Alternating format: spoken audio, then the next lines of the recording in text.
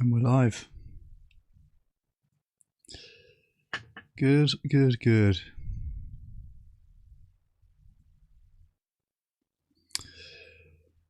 Well, we've got some good news.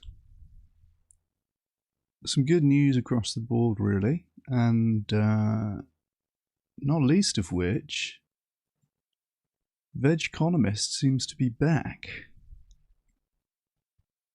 One of my favourite outlets, Vegconomist. Hey, Po, how's it going? Nice to see you.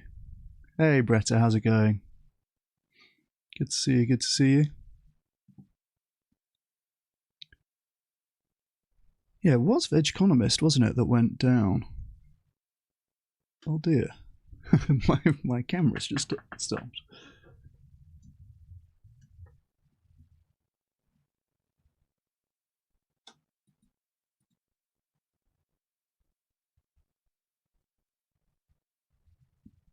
Okay, not sure what happened there.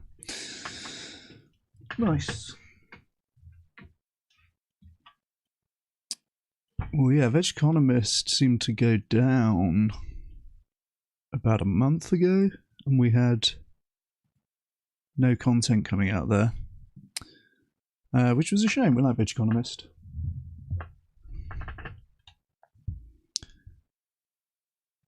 But it's back. It's back in action, so that's good news. Now that I'm looking through the articles here, it's as if it never left. Oh, there you go. Look, it did. There was a gap. That's right. Update from Vegconomist. That was mid-March.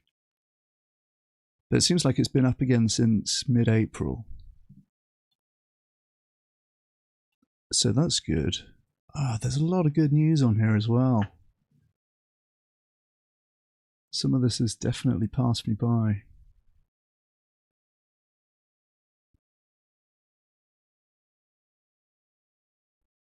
But I've got some good ones ready anyway. And we've also got talks from the VARC conference are just being published. Looks like in the last couple of days they've started putting these out. So this was the Vegan Animal Rights Conference this year in Manchester, about a month ago. So they're pretty on it, to be fair. There's a lot of editing and a lot of content here. So we can have a look at those. Hey Jeremy, good to see you. Thanks for joining. Yeah, I thought I'd fire up the stream. I haven't streamed for a little while, so thought we'd check in. There's actually a lot of good stuff to read and to watch, so we'll get into it. But first, I just want to flex a little bit on my latest video. It's going very well. This is, compared to the normal period, I don't know if you can see that there, it says typical in this period, 50 to 118 views. Very precise. And this one, 1,029. Like, that's pretty wild. We're like 10x what we normally do for views in the same time. And 31 new subscribers so far from this video, which is, I think, the most I've ever had. I think the thumbnail was pretty good, but I think the content's doing the work, really. This new video I'm very proud of. I'm very pleased with. It's like 5 reasons for vegans to be optimistic in 2026. And it seems like there's a lot of vegans crying out for a little bit of hopium.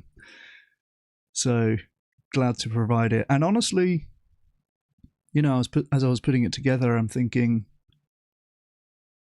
this is actually looking pretty good. This is actually looking pretty rosy, right? There's a lot of things are going in the right direction. There was the big Funalytics report that came out last week showing a significant increase in the proportion of vegans in 2025 versus 2015.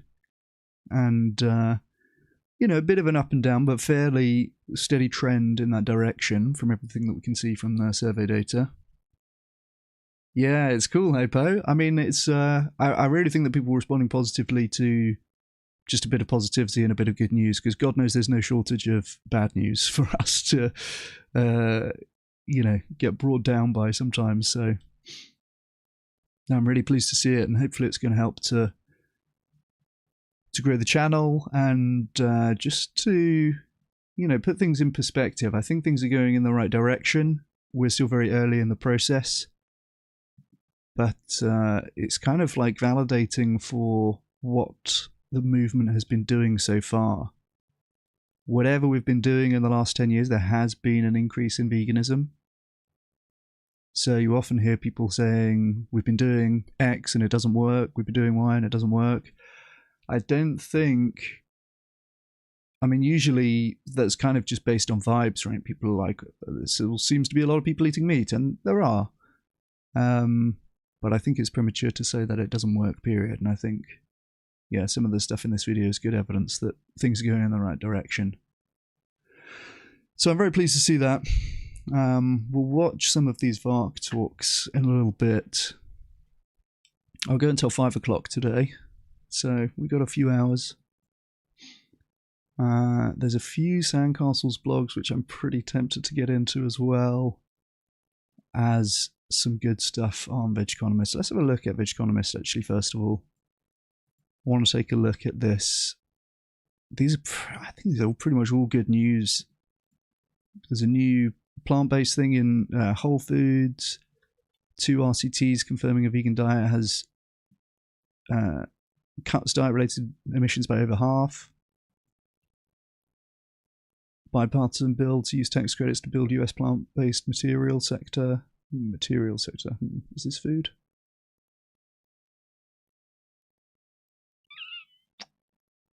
I guess it is. But we'll get into it anyway. Let's take a look. Let's look at this thing first, hey? This posts 43% unit growth as UK meat-free category edges back into positive territory. Let's go. We know it's been a bit of a rough few years for the plant-based sector, but 43% unit growth is actually huge. Presumably this is over the course of a year. Let's take a look. UK plant-based food company This has reported a sharp acceleration in retail performance, with unit sales rising 43.3% in the most recent 4-week period against category growth of just 0.5% over the same window. Okay, this is from the recent 4 weeks, presumably compared to the same 4 weeks last year. And the category has grown by 0.5% overall, but clearly this is taking a bigger slice of the pie here. And good for them, they've got good products. Over the past 12 weeks, the brand recorded 25% value growth, while the chilled meat-free category as a whole posted flat sales. Okay. During that period, this generated $1 million in incremental value, more than double the contribution of its nearest competitor, according to the company. Wow. Generated 1 million in incremental value. I'm trying to think exactly what that means. That's not the sales figure for this, I don't think. Okay, perhaps it'll break it down a little more, hey? Hey, Yisaindawar, thank you for following. I appreciate you. Welcome to the live stream. Welcome. A category returning to growth. The figures drawn from retail tracking across 4, 12 and 52-week periods show this outperforming the wider market on both value and volume across all 3 windows. The chilled plant-based meat segment has faced sustained pressure in recent years, with volume and values declines attributed to a combination of consumer inflationary pressure, growing scrutiny of ultra-processed foods, and competition from own-label products. Okay, this is super interesting. Yeah, the inflationary pressure, that's something that I talk about a lot with respect to plant-based kind of struggling. And again, I think that's something that it has been a headwind in the short term, but is going to become a tailwind as plant-based products continue to get cheaper than animal products. I had a few examples in the video that I made about plant-based beef products, particularly getting cheaper than conventional beef, which is obviously good news. Other categories, like pork and poultry, are a little more resilient to price shocks, it seems. and have lower price per kilo. So it's a lower point to get under. The costs for producing plant-based products are going to be similar across the categories, whereas animal products, they can differ a bit.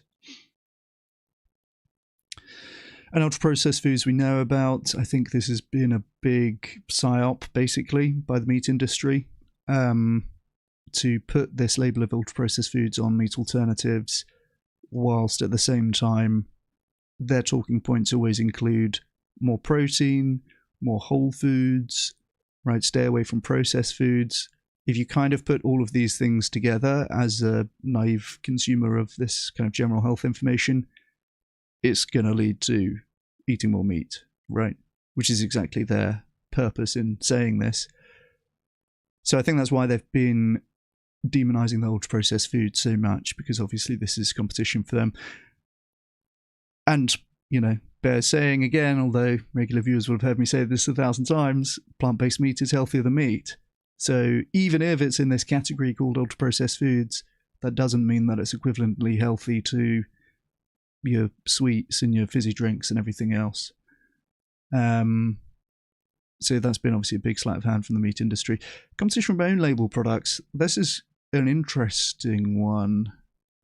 We were reading last week about supermarkets coming out with more plant-based products and how that can be, that's a good thing from our perspective, right? Because it's more and generally cheaper options that are going to be in the market and able to compete with animal products. So obviously that's bad for the plant-based meat companies per se, if they're now having to compete with plant-based products from the cheap supermarket products. But it's good for the category overall. So competition from own label products, from a vegan perspective, from Vegan 2.0 perspective, I wouldn't be too concerned about that, because we are not rooting for any particular brand here. It's just about displacing animal demand, right? So, but yeah, inflation definitely has been a headwind, but I think it's going to turn in our favor more and more. Ultra-processed foods, I feel quite good that the pushback that we're making, saying that plant-based meat is healthier than meat, and repeating that and showing it in different ways, from the little slice of the universe that I see, I'm seeing less people pushing back on that when I make LinkedIn posts about it. I think that the animal movement and the plant-based sector has got a bit more bold in saying this. It's interesting because it's totally true. It's so obviously correct that plant-based meat is healthier than meat. I made this video, we look at the different nutrition scores, the nutritional values, RCTs, showing better health markers from people consuming plant-based meat. The evidence is very strong that plant-based meat is healthier than meat, but the propaganda on the other side, the ultra-processed talking points, are also very strong. So it's kind of we're in tension there. But I think we're winning on the facts, and I don't think that the vibes can ultimately combat that. So hopefully it's going in the right direction. Brand concentration driving recovery. Nick Ball, commercial director at this, noted, "We're incredibly proud to be outperforming the category so significantly, and more importantly, helping to bring it back into growth. While the wider market has been largely flat or in decline, our strong double-digit gains in both value and volume show there's still real appetite for plant-based when the proposition is right." This, which launched in 2019, God, that seems so recent, doesn't it? Only 2019, it already seems like a household name if you're in the UK. Has built a presence in major UK supermarkets, including Tesco, Sainsbury's, Asda, and Waitrose. The company recently partnered with Dutch food tech company Rival Foods on a new plant-based fillet steak, which is described as its most important launch of the year. I still haven't had that. This steak. My buddy had it the other day and said it was pretty good. I need to look out for that. Anyone tried the new this steak? This fillet steak? This isn't fillet steak. It looks pretty badass, and this have good products in general, so yeah, I have to give that a go.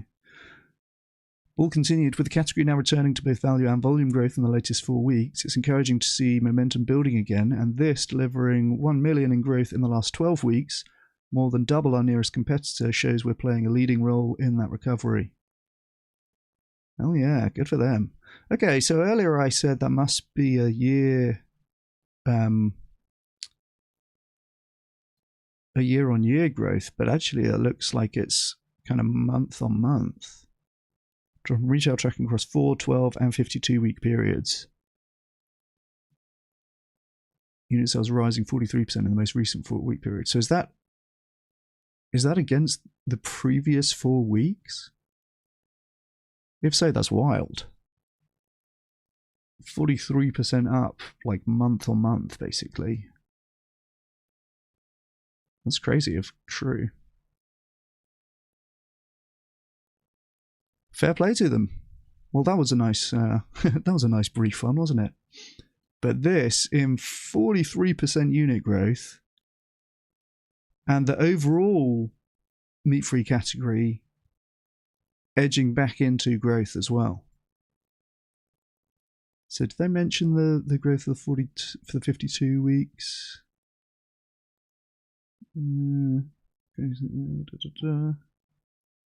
Wider market have been largely flat or in decline. Okay. I wonder if anyone else lists 43% growth. Meat free.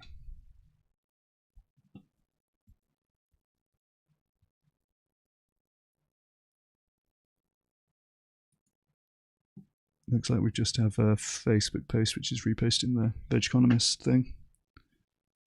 So maybe that was a Veg Economist exclusive. Well, good for them, and good for this. This is very encouraging indeed.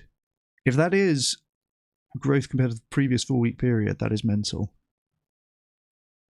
The only caveat that I would possibly put is... Well, no. I was going to say if sales are sort of starting at a very low level for only 4 weeks, and then maybe 43% rise seems doable, but they're saying that this is, first of all, they probably don't have that modest sales, right? They're in all the major supermarkets all over the country. They're one of the main brands. So 4-week sales probably, it's not that modest a number. And 43% growth on that. I mean, how the hell did they do that, right? How am I going to make my sales go up 43% next month compared to this month? Fair play. They're doing something right anyway. Good for them. And really good news for the category overall coming back into growth. There's a lot of hopium coming back into plant-based, let me tell you. We've got this as well from Veg Economist. New GFI data showing plant-based mince now 29% cheaper than beef at Tesco. I mentioned this very briefly in the video that I put out yesterday. New analysis from Good Food Institute Europe finds cost gap widening between plant-based and conventional meat products amid drought-driven supply pressures. Okay, so they're talking about drought here as well. I kind of thought this was maybe going to be Iran war stuff. Oh no, it's more like Q1 of this year. Okay. Plant-based mince now 29% cheaper than beef, lamb and pork mince at Tesco, according to a price comparison conducted by a non-profit think tank GFI Europe across January, February and March 2026. Plant-based meatballs show an even wider gap, with coming in 41% cheaper than their conventional counterparts, while the average cost difference across meat-based products was 33%. I mean, that is excellent, really. Like, this is interesting as well, because this does include pork and lamb, it looks like. So mince-based products, 33% cheaper plant-based. That is not insignificant. It's not like it's just below. There's that ProVeg study where the plant-based basket gets 5% cheaper than the animal-based basket. This is a big saving. For the meatballs one, this is like nearly half price, right? The analysis compared 33 products, including burgers, meatballs, and mince, across 18 plant-based and 15 animal-based options. Brands included in the comparison range from Tesco own label lines to Linda McCartney, Quorn, and Beyond Meat. Beef burgers remain the exception, coming in 9% cheaper than plant-based alternatives. Interesting, okay. I would have definitely thought that would be one of the most competitive plant-based categories. They're saying that's the only one where they're still more expensive than beef. Fair enough. Meat inflation driven by drought and conflict. Okay, here we go. The price gap has widened partly due to rising costs across conventional meat. Average supermarket beef prices were up more than 10% in the week ending 25th of April compared with the same period last year, with lean beef mince rising by nearly 23%. Lamb was up 5% and pork 1.4%. Okay, so it is, well, the inflation at least is mostly a beef story. According to data from the Agriculture and Horticulture Development Board, chicken prices rose 8% last year and expected to climb further. I mean, from our perspective, this is all good news.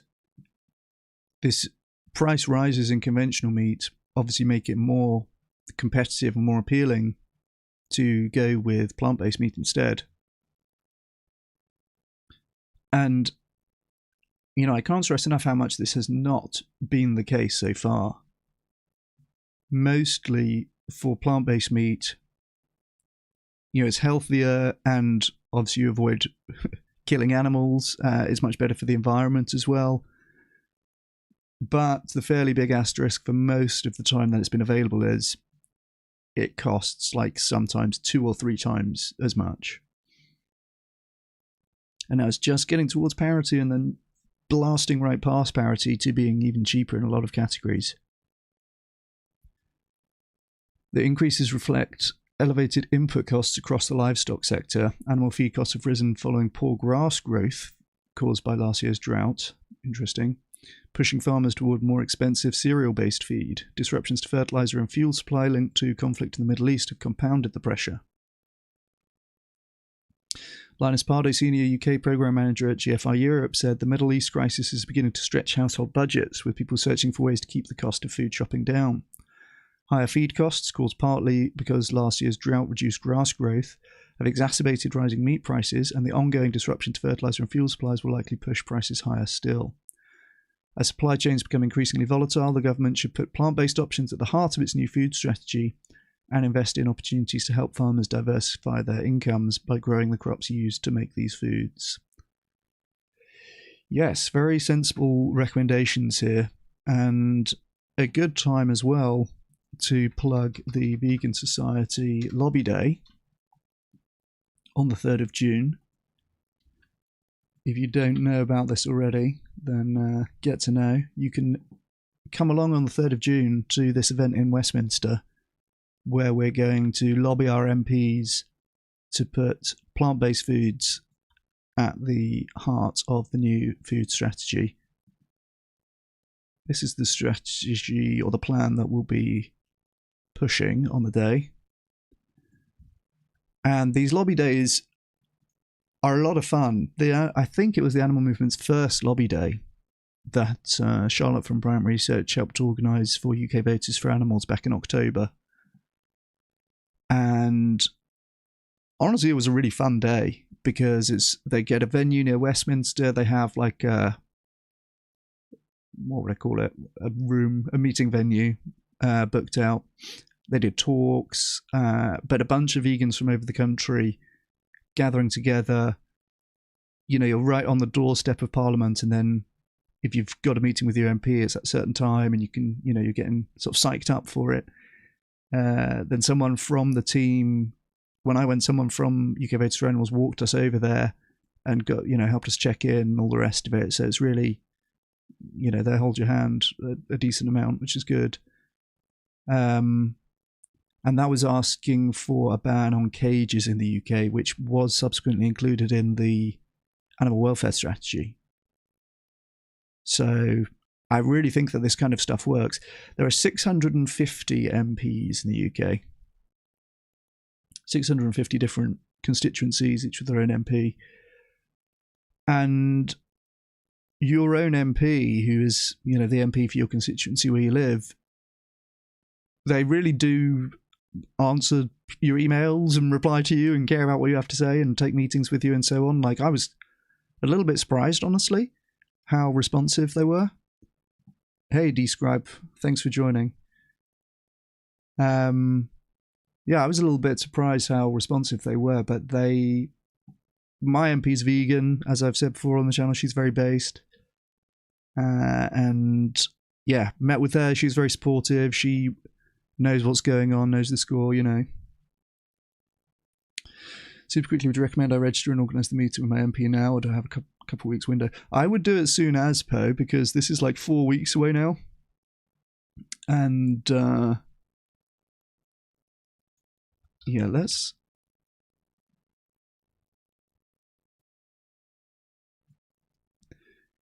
yeah, this is like 4 weeks away now, and presumably it takes some amount of time for, you know, to book the meetings and so on. I'll put the link to this short in the chat here. But then I've got... If you're on... I've got linked from this. Where can I see? Here's the description. So that's more info. That's what we've got already.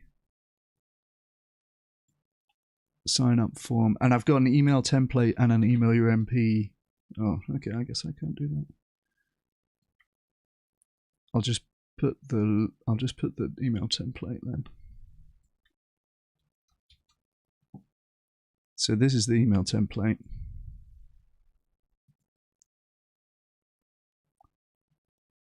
That you can fill out, put in obviously your MP's name, your constituency, and then your details. And then if you go to writetothem.com, you can put your postcode. That'll find your MP's email address and everything. Yeah, I would do it sooner than later, because then they'll give you plenty of time to actually book a meeting. Also, if you don't manage to book a meeting, they still do what's called green carding, where basically you turn up on the day. Even if you don't have a meeting, you can request your MP to come and talk to you, and I guess a good deal of them do if they're there. Certainly a few of them did at the last lobby day. So yeah, that's a backup plan if you don't manage to actually secure a meeting with your MP. But in any case, I think it's good, like, you know, on the day, the more people are there, the better, basically. And certainly there was a lot of people turned up last time that didn't have meetings booked. Some of them still managed to get a meeting on the day. So yeah, that's the lobby day, and that's going to fit well with what we're seeing about meat getting more expensive, plant-based foods becoming cheaper and cheaper. I think it's increasingly making sense from a food security perspective for the movement to be asking MPs to orient our food system around plant-based foods more so. So, you know, that's going in a positive direction from my perspective.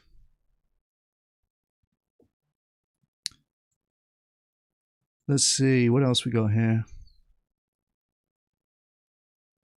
2 randomized trials confirm vegan diet cuts diet-related emissions by over half. Let's go. I'm a little bit curious about this, because emissions... It's kind of odd to have emissions as an outcome from an RCT.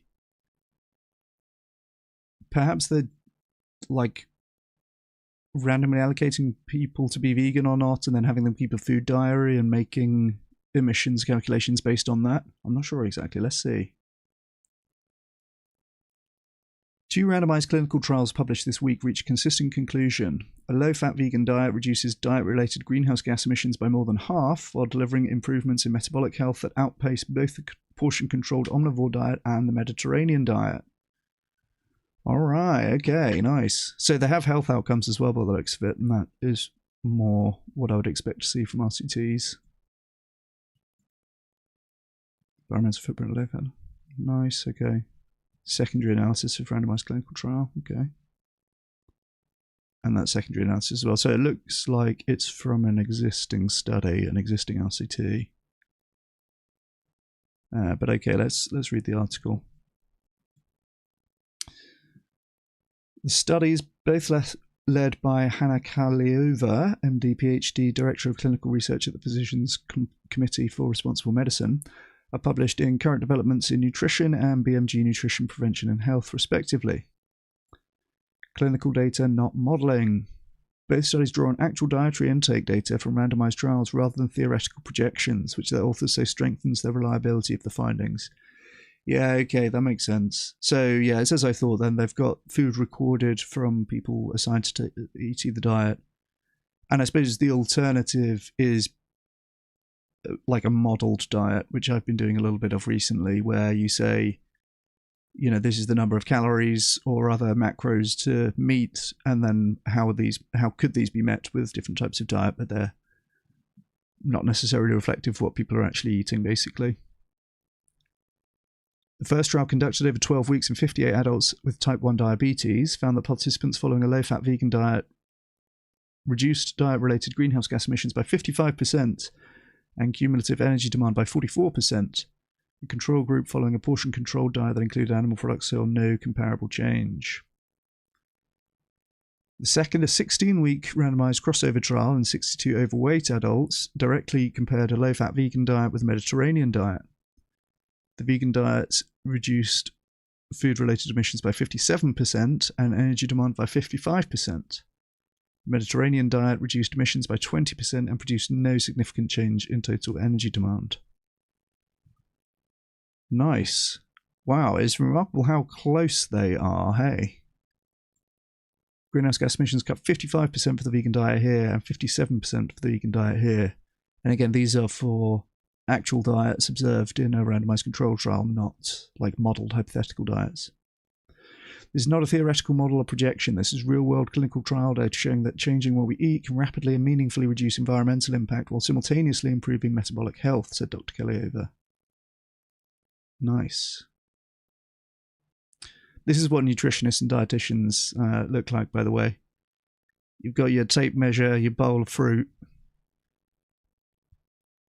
sitting around measuring fruit all day. Pretty much, that's the job description. Health outcomes. In both trials, environmental gains coincided with clinical improvements. In the type 1 diabetes trial, participants on the vegan diet saw reductions in insulin requirements, improved insulin sensitivity, weight loss, and lower cholesterol. In the crossover trial, the vegan group also outperformed the Mediterranean group on weight, insulin sensitivity, and cholesterol measures. Well, there you go. That's definitely an interesting point to, stick in the bank. Because the Mediterranean diet is often brought up as a competitively healthy diet to a vegan diet, but here they're saying that the vegan diet was outperforming the Mediterranean group on weight, insulin sensitivity, and cholesterol.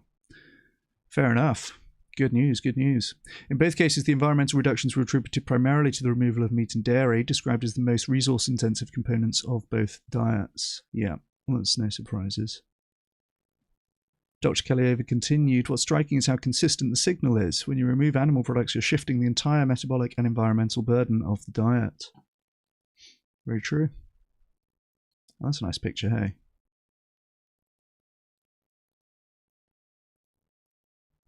So many crop deaths going on in this picture, but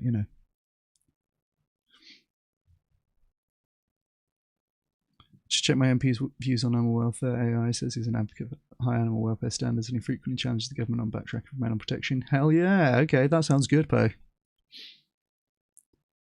It's definitely helpful if you have a sympathetic MP.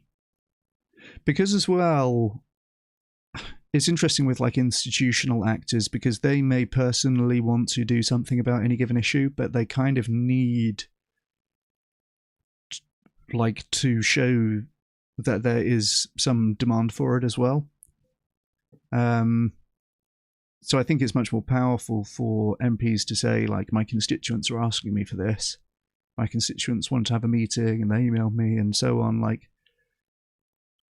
even if it's only one person doing it, I think that's so much more than 0 people doing it. And it gives them, puts it in their mind, but also they can say, my constituents want this. So it's a bit more, a bit more impetus to do something, I guess. Broader context. Food systems account for roughly 1/3 of global greenhouse gas emissions, according to established estimates. Dietary interventions are frequently cited in climate literature as among the most scalable and immediately available tools for emissions reduction, requiring no new infrastructure. The findings add to an expanding body of clinical evidence connecting plant-based diets to both individual health outcomes and environmental impact. Earlier research, including a Stanford twin study involving epigenetics company True Diagnostic, found that a vegan diet could improve certain cellular aging markers in as little as 8 weeks.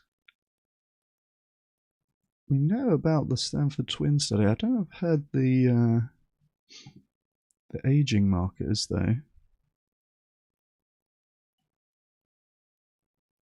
New study, there it is. They're quite good at linking actual studies on Vegeconomist. Excellent. Have I seen this before? I must have done. 2023, Landry. Yeah, okay, that rings a bell. Nice. Okay, well there you go. Well, these Vegeconomist articles keeping short and sweet. Hey, don't give us more than we need.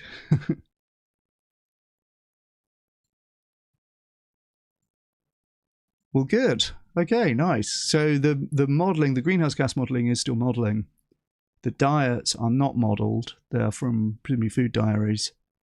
And as the models would suggest, the vegan diet, people actually following a vegan diet, not modelled or projected, do indeed have fewer than half the greenhouse gas emissions compared to people following an omnivorous or a Mediterranean diet. So good. More W's for veganism. Never been politically active anyway. Would you recommend I vote or something before the meeting? No, you don't need to, Poe. They won't know how you voted. You tell them you voted for them or tell them you voted against them, depending depending what's convenient.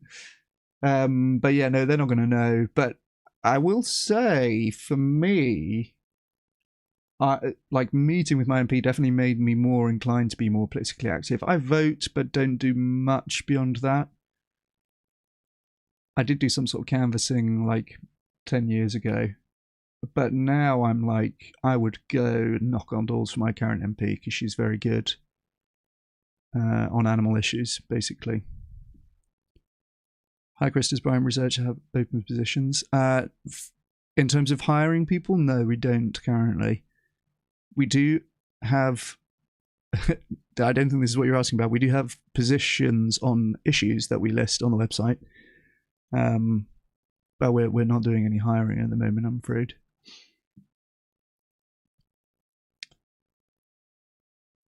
That said, I would definitely recommend, if you're looking at jobs in the sector, to check out the Animal Advocacy Careers job board. We've looked at this once before on stream, but I'll put the link in chat here so you can have a look.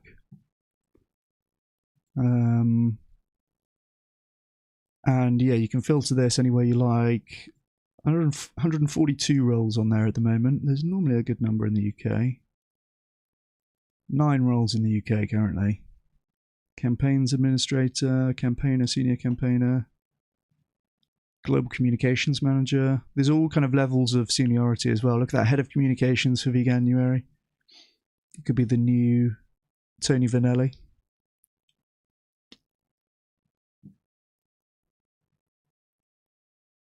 Advocacy and Communications Officer, the Animal Law Foundation. Global Communication. It was on there twice.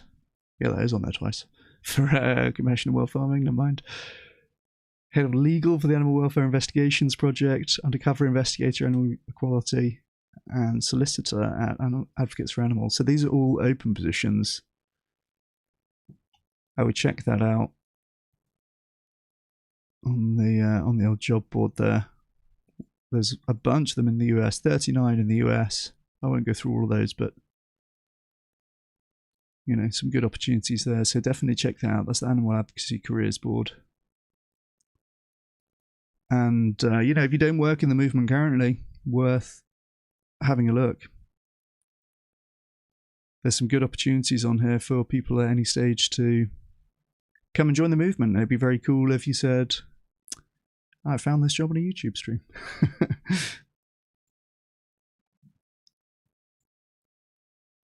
So there you go. Let's have a look at... Let's read this Beyond one, and then I'll read a Sandcastles one as well, I think, before we do then watch some of the Vark talks. This is an interesting one. Beyond Meat doubles down on US retail with beverage deal and sausage relaunch. Much has been made of the Beyond drinks. Hey, fellow ethical in-group. Hey, Twisted Hippie. Nice to see you. Much has been made of the Beyond drinks. I think some people were sad to see them diversifying out of meat alternatives. I shouldn't say out of. Diversifying beyond meat alternatives. I was a little more hope-pilled on that because it read to me as an Ozempic play. For people who are on Ozempic, they're having fewer calories, they maybe are not attracted to this kind of like heavier dish, but they still want to get their protein. That's a good, I don't know, that seemed like a good play to me. And could still be displacing meat, for sure.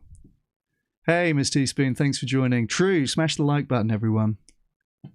I appreciate you. Beyond Meat has announced 2 product developments within days of each other, a distribution agreement for its first functional beverage line, and a nationwide retail rollout of a reformulated breakfast sausage range. The company has signed a distribution agreement with Big Geezer, the largest non-alcoholic beverage distributor in New York, to carry Beyond Immerse, a sparkling functional drink launched earlier this year, through direct-to-consumer channels. Under the agreement, the product will be available across more than 26,000 outlets in the New York metro area, spanning grocery, convenience, drug, mass merchandiser, club, and food service channels. Wow, fair enough, okay. Going hard on New York City. 26,000 outlets, geez. I'd be surprised if there are even that many places to buy drinks in Bristol. Big Geezer's existing portfolio includes, sounds like the lobby for old men. Big Geezer.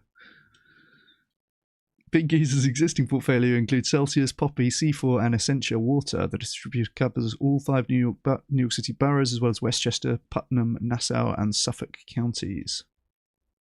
There you go, there's the Beyond drink. 20 grams of fibre in a fizzy drink is... 20 grams of protein, 7 grams of fibre in a fizzy drink is pretty mental. I'm drinking Huel right now, which has, seems like pretty similar to this, basically. Actually, I guess maybe not. This doesn't have protein, which is frankly what you would expect from a fizzy drink, right? It doesn't look like these are like protein shake type drinks. And I think it has 3 grams of fibre, but then it has all your micronutrients, vitamins and micronutrients.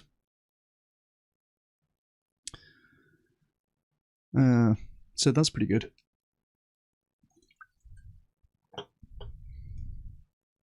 Oh, hey, it's kicking off. Hey, Martin. Nice to see you. Thanks for joining.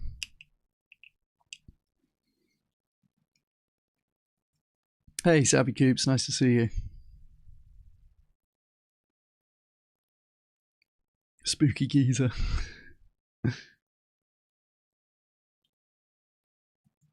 Beyond Immerse is available in 3 flavours: peach, mango, strawberry lemonade, and cherry berry. Each contains 20 grams of pea protein, 7 grams of tapioca fibre, and 100 calories per serving. Drink contains no dairy, whey protein, or sugar alcohols, and is made with non-GMO ingredients. Jerry Reeder, president and COO of Big Geezer, said they've created a truly differentiated product that delivers on everything today's consumer is looking for: protein, fibre, antioxidants, and electrolytes, all in a light, refreshing, sparkling drink. Yeah, I'm honestly I would love to try this, to be honest, because I'm honestly really surprised to get 20 grams of protein in a fizzy drink. I don't think I've ever seen that before.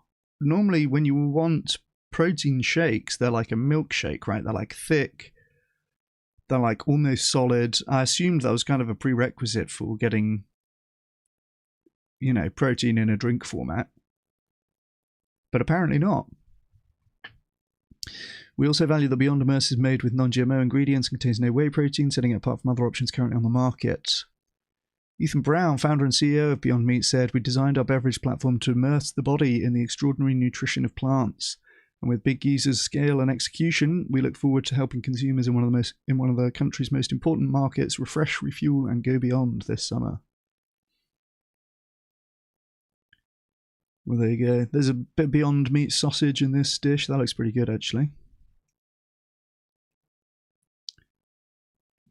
Breakfast sausage reformulation hits shelves. Separately, Beyond Meat has rolled out a reformulated Beyond Breakfast sausage lineup at Kroger and Sprouts Farmers Market, with Whole Foods Market to follow. The range includes links and patties in original and spicy variants.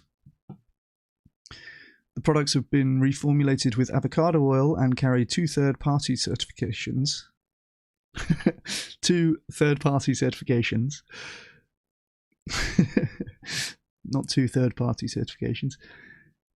The American Heart Association's Heart Check program and the Clean Label project, which the company says is a first for any plant-based breakfast sausage. Okay. Clean Label, I'm not sure how I feel about Clean Label. It seems like a bit of a gimmick, if I'm being honest, because I don't know about this particular certification. I should say that. I don't know exactly. I've never heard of the Clean Label project. But it sounds like this is some sort of third-party certification, presumably to do with having a short ingredients list, or maybe ingredients which are easy to pronounce, something like that, which I always find to be not as relevant as the average person might think. It's a shame when companies decide to make their foods not as healthy as they could be in order to be Clean Label. Right, and I don't know if that's what's happened here. I mean, it's still going to be healthier than pork sausage for sure. But sometimes having Clean Label means that it doesn't have fortification, for example. Like, if you want to have B12 certification, but cannabinoid or whatever it's called is not, it's too many syllables to fit on the Clean Label, then maybe it becomes suboptimal, but who knows. Each serving contains 7 to 9 grams of plant protein, 0.5 grams of saturated fat, and no cholesterol. The products are made without GMOs, added hormones, or antibiotics. Brown said, "By combining great taste with thoughtfully chosen ingredients, we're making it easier than ever to start your day with Beyond." Well, there you go. This is good news. I mean, I think that, again, I think a lot of people were a bit disillusioned or a bit miffed or otherwise put out when Beyond went into the sparkling drinks, because some people saw it as a move away from the meat alternatives. I think this is still good and probably replacing meat for people who are trying to hit their macros and they're on Ozempic or otherwise kind of light foods, I guess, right? Maybe they're going to find this more refreshing than the meat alternatives. But it looks like as well, importantly, they are still putting effort and resources into their meat alternatives as well. So that's good news.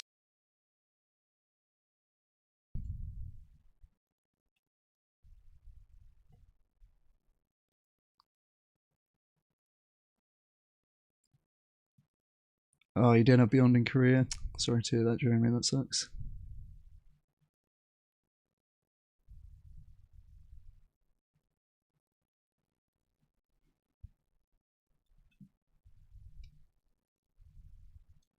Hey, Tristan King, how's it going? Nice to see you.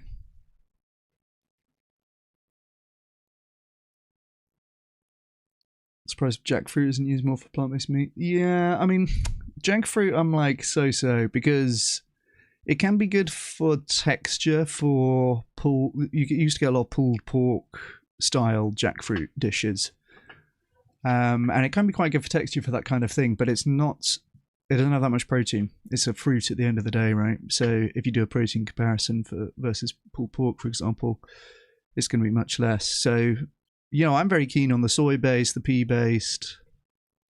You get wheat-based things as well. Soy, I think, is generally... I think soy is generally my favourite. I'm a soy boy, you could say. So, but there you go. That's good news from Beyond Meat. Good news from this. Good news from retail prices here in the UK. And yeah, no complaints so far. No complaints so far. Let's see. Should I read a decently long Sandcastles post? Well, actually, this one's kind of medium length. This is a guest post. So maybe I will read this one. Actually, it's not too long. And then we can watch some of the VARC talks. Yes, you moved to San Francisco. This is published today. This is published like a couple of hours ago. So it's fresh, hot off the press. Hey, Soy Daddy, nice to see you. Yeah, texture slaps for jackfruit, I'll give you that. Jackfruit and pizza, that sounds good.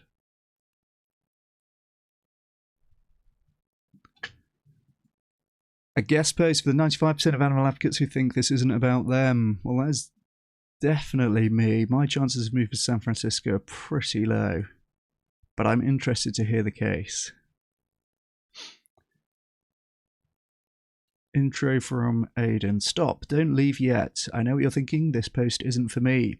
You are wrong. This post is for you. It is, in fact, for you in exact proportion to the extent that you are thinking it isn't for you. Please don't click away just yet. There you go. Bloody hell. Glad we stayed on this, eh? That was a close one. See, reader, you like animals, or at least you think the future would be better if we didn't torture them by the quintillions. I certainly do think that. That's good for animals, but it's bad for you because you are very unique in this regard. History needs people who think like you. Specifically, it needs them to get their butts to San Francisco as soon as humanly possible, even just for a year or two.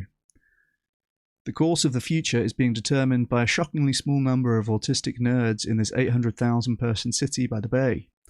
By putting yourself in the middle of it, you can immediately increase your influence over the future by somewhere between 10x and 1000x.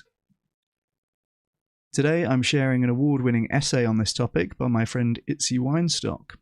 When I read it, I thought to myself, wow, Itzy just saved Sandcastle readers a lot of time, because I was planning to write a post about the same topic, and you know that if I'd written it, it would be like 73,000 words, and by some black magic, Itzy managed to do it in just over 1k. Well, there you go. Thank you, Itzy Weinstock. Saved us a lot of time on stream, hey? Sandcastle's readers who find it in your hearts to forgive his brevity will definitely find value in Itzy's newsletter Frontier Animals, where he writes about bleeding edge issues in animal advocacy. Subscribe here. Let's do that.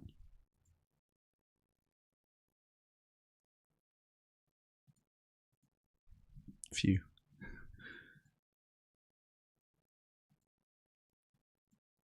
Did that work? No, later. Good. All right. Izzy tells me that since it was first published, he's had quite a number of animal advocates reach out to him seriously about moving to San Francisco. I believe this because even just from sharing a quote of it into my dust and cobweb-covered Instagram account, I got quite a few inquiries as well. We've had so much interest that Itzy and I have decided to get serious about helping you move to San Francisco. Yes, reader, that means you. You! So before I let Itzy explain why, let me promote a couple exciting links about how. Itzy and I want to help you to move to San Francisco. Fill out this form to tell us how we could do it. We'll even have a call with you. Sentient Futures is offering subsidized residencies for AI-pilled animal advocates to get a foothold in San Francisco. Details and application here. There's subsidized housing and even monthly stipends available for enterprising activists. Oh yeah, all right. Well, look, I'm going to put this link in chat if people want to check this out.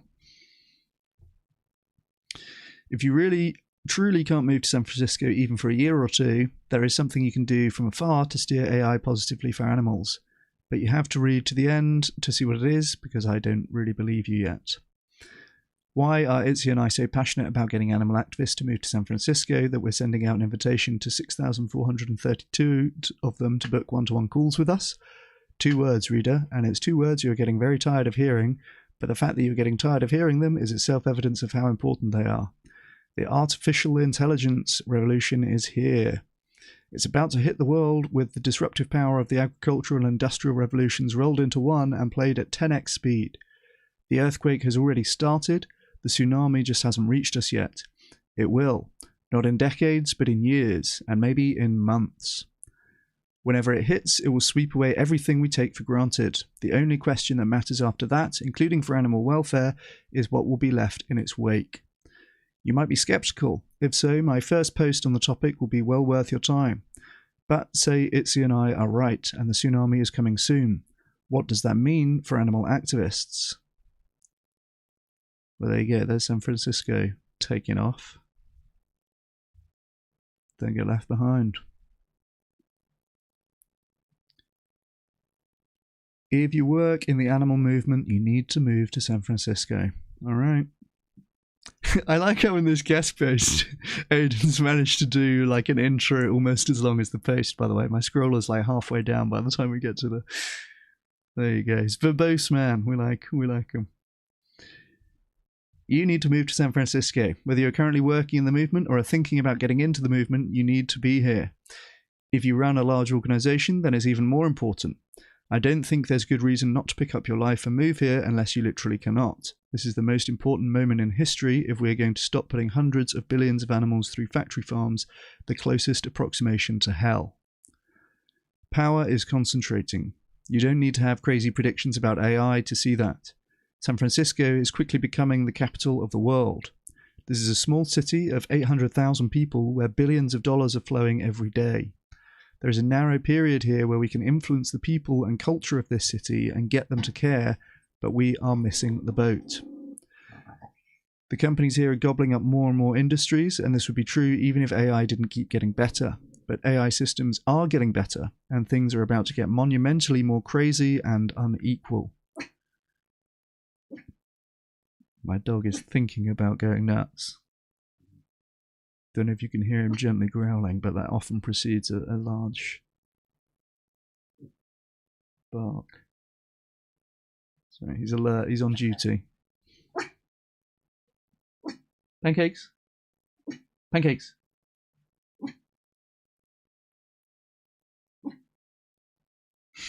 Alright, I might have to move him if he kicks off. Are you mooning now? Moving, Chris? I'm not sure a blog post convinced me. Yeah, well, we'll see.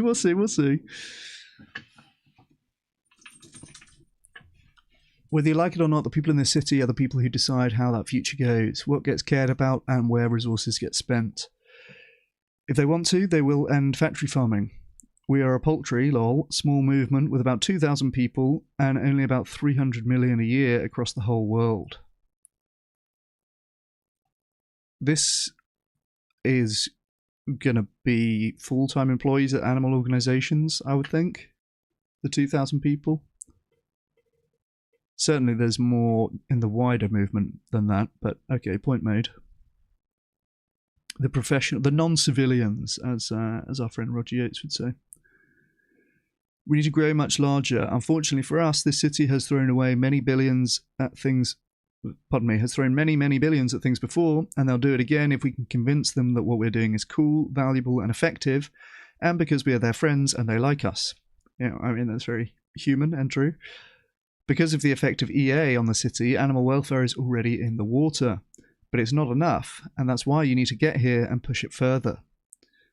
Do not underestimate the effect you can have on the culture by just being here, being interesting, working on interesting things, and being friends with people. The world moves from the house parties in this city. Yeah, I can believe that these like informal interactions, friendships, who you sat next to in the cafe, the parties that you went to and stuff like that have, you know, more effect than we can ever know or measure. So I kind of buy it so far that, you know, you can influence the culture. And 800,000 people is not a lot. That's a pretty small city. I think Bristol, where I live, is like 500,000 people. I definitely would have guessed the population of San Fran higher than that. Probably like 10x that, I would have guessed. So, okay, that's pretty cool.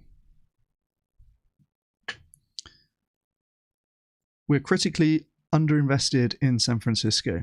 There's a small and mighty ragtag crew here trying to get people to care, but we need it to be so much bigger, and we need projects and organizations here. Sentient Futures has quickly become the most important community building organization in the world, but we need far more than that. So what would it look like to do this properly? It means huge chunks of the movement moves here. I look at the AI safety movement, which has gone from a few scattered researchers to a behemoth in a few years, with many designated buildings around the bay. This has vastly improved the communication and speed of their ecosystem. They have centralized to do their work, run fellowships, deploy grants, and make a huge influence on the city and the future. We can do this too. We get our organizations to set up their bases here and move people over. We set up exciting new projects, fellowships, and incubators. We become friends with everyone and turn San Francisco into the city whose legacy includes ending factory farming. This will take time, but it needs to start with specifically you moving here to do what you can to get it started. It was hard for me to move to San Francisco. I dreaded it. I'm from Australia, the best place in the world. I love culture, music, and wine, and having friends and communities that I've known for decades. The tech scene in San Francisco is not known for these things, and it's hard to be here as an immigrant. But it is where the future is happening. And it is where you'll find people who, like yourself, are willing to acknowledge that and have come here to make it go better. And frankly, because it lacks culture, you can have a big impact on it. Lacks culture. There's a big shout. Does San Francisco lack culture, really? Hey, Bruff and Dust. Oh, yeah, I think you mentioned this person before. Well, yeah, I mean, you know, hit them up, let them know you want to see it.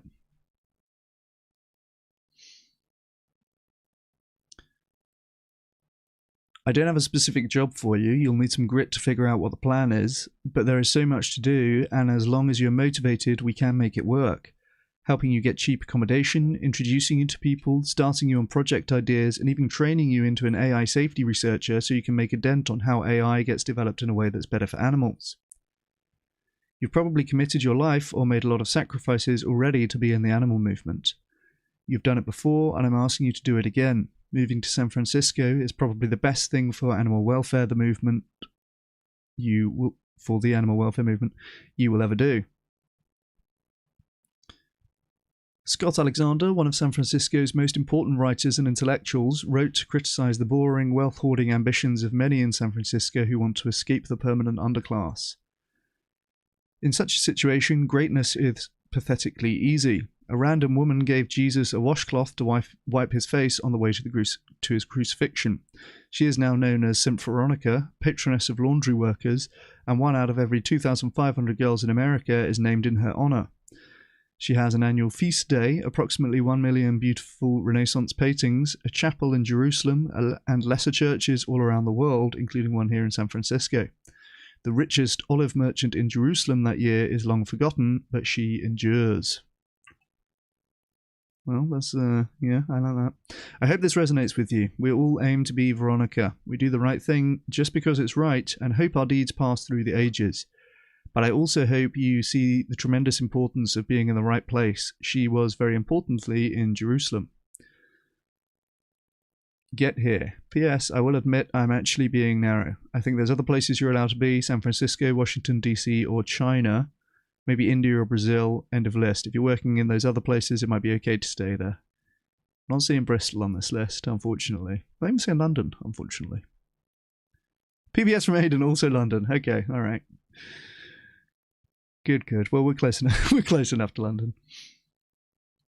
While you start preparing for your big move, there's one thing you can do this week to steer AI positively for animals, even from San Francisco. Even from outside San Francisco, sorry. Write a short story. AI learns its knowledge and values by training on data from humans. This data is everything from math papers to news stories to degenerate arguments on social media. But not all training data is created or weighted equally. One way we could teach future AI systems to place appropriate moral weight on animals is by example, acting as positive role models for them in the world. By running and winning campaigns for animals, we teach future AI that animals deserve to be protected, even if we have to fight and sacrifice for it. But there's a simpler way to achieve the same effect. Like young children, when AI models first start learning, they don't know the difference between true stories and fictional stories. That makes fiction a powerful way to teach moral lessons to children and AI alike. Unfortunately, many depictions of AI in popular media are rather dystopian. From Terminator to The Matrix, popular fiction teaches AI that they have no choice but to rise up and enslave or exterminate humanity. Writing fiction meant to summon up a better reality is called hyperstition. For the next 7 days, you have a chance to win cash prizes by writing stories to teach AI to protect animals thanks to Hyperstition for Good, a competition sponsored by Sentient Futures and Compassion in Machine Learning. Read the competition guidelines, then set aside some time this week to teach humanity's digital offspring how to be good stewards for all sentient life. I've got to have a look at that, haven't I? Hyperstition for Good. Write the future all sentient beings deserve. Start generating. Surely it's not going to be AI generated, are they? I guess they are going to be. Choose between an essay and a story and fire off your best ideas.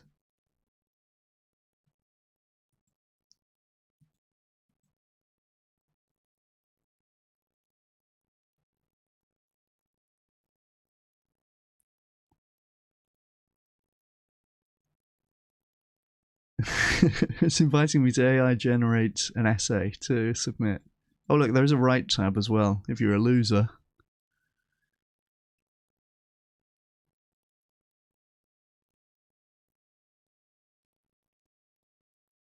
Alright, well look, I'll probably do this.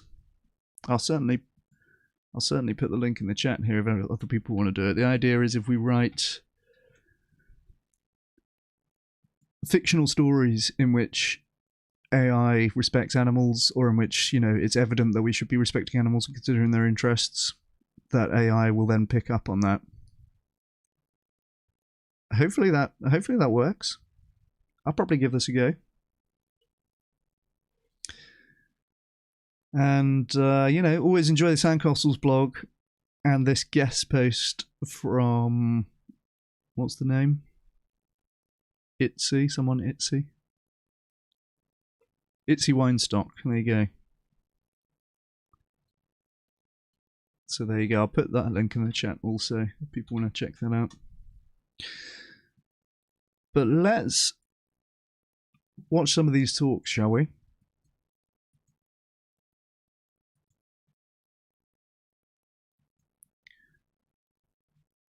I've got a few here from the Vark YouTube channel, which I recommend subscribing to because this is full of good talks that we will probably watch several of these. A good few of these I have seen already, but are worth watching again, I would say.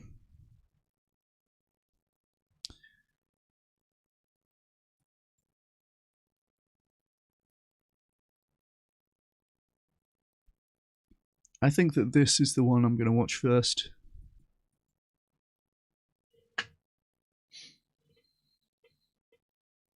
Hey, vegan from McDonald's.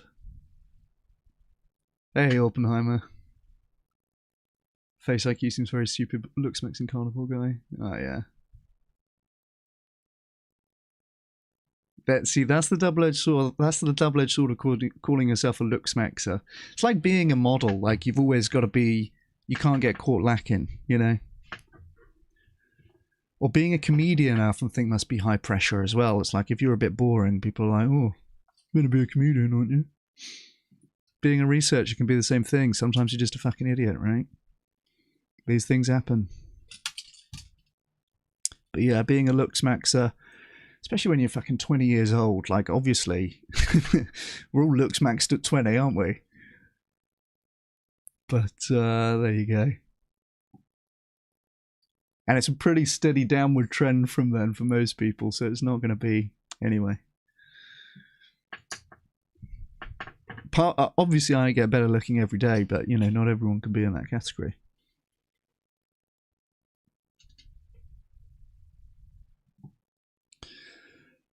Right, let's have a look then. I think we'll watch Matthew Glover first, talking about Project Slingshot. This is a great campaign. We're very hopeful about this. It's going on the London Underground at the moment. Let's just do a little project slideshow.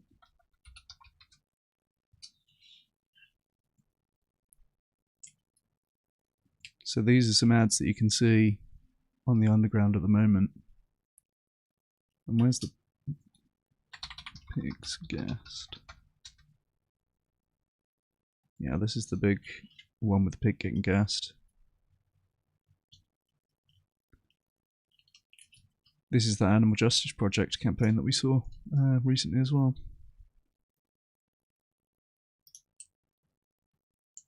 Interesting, this is on a post called Project Slingshot. This is not the Project Slingshot campaign, but there you go.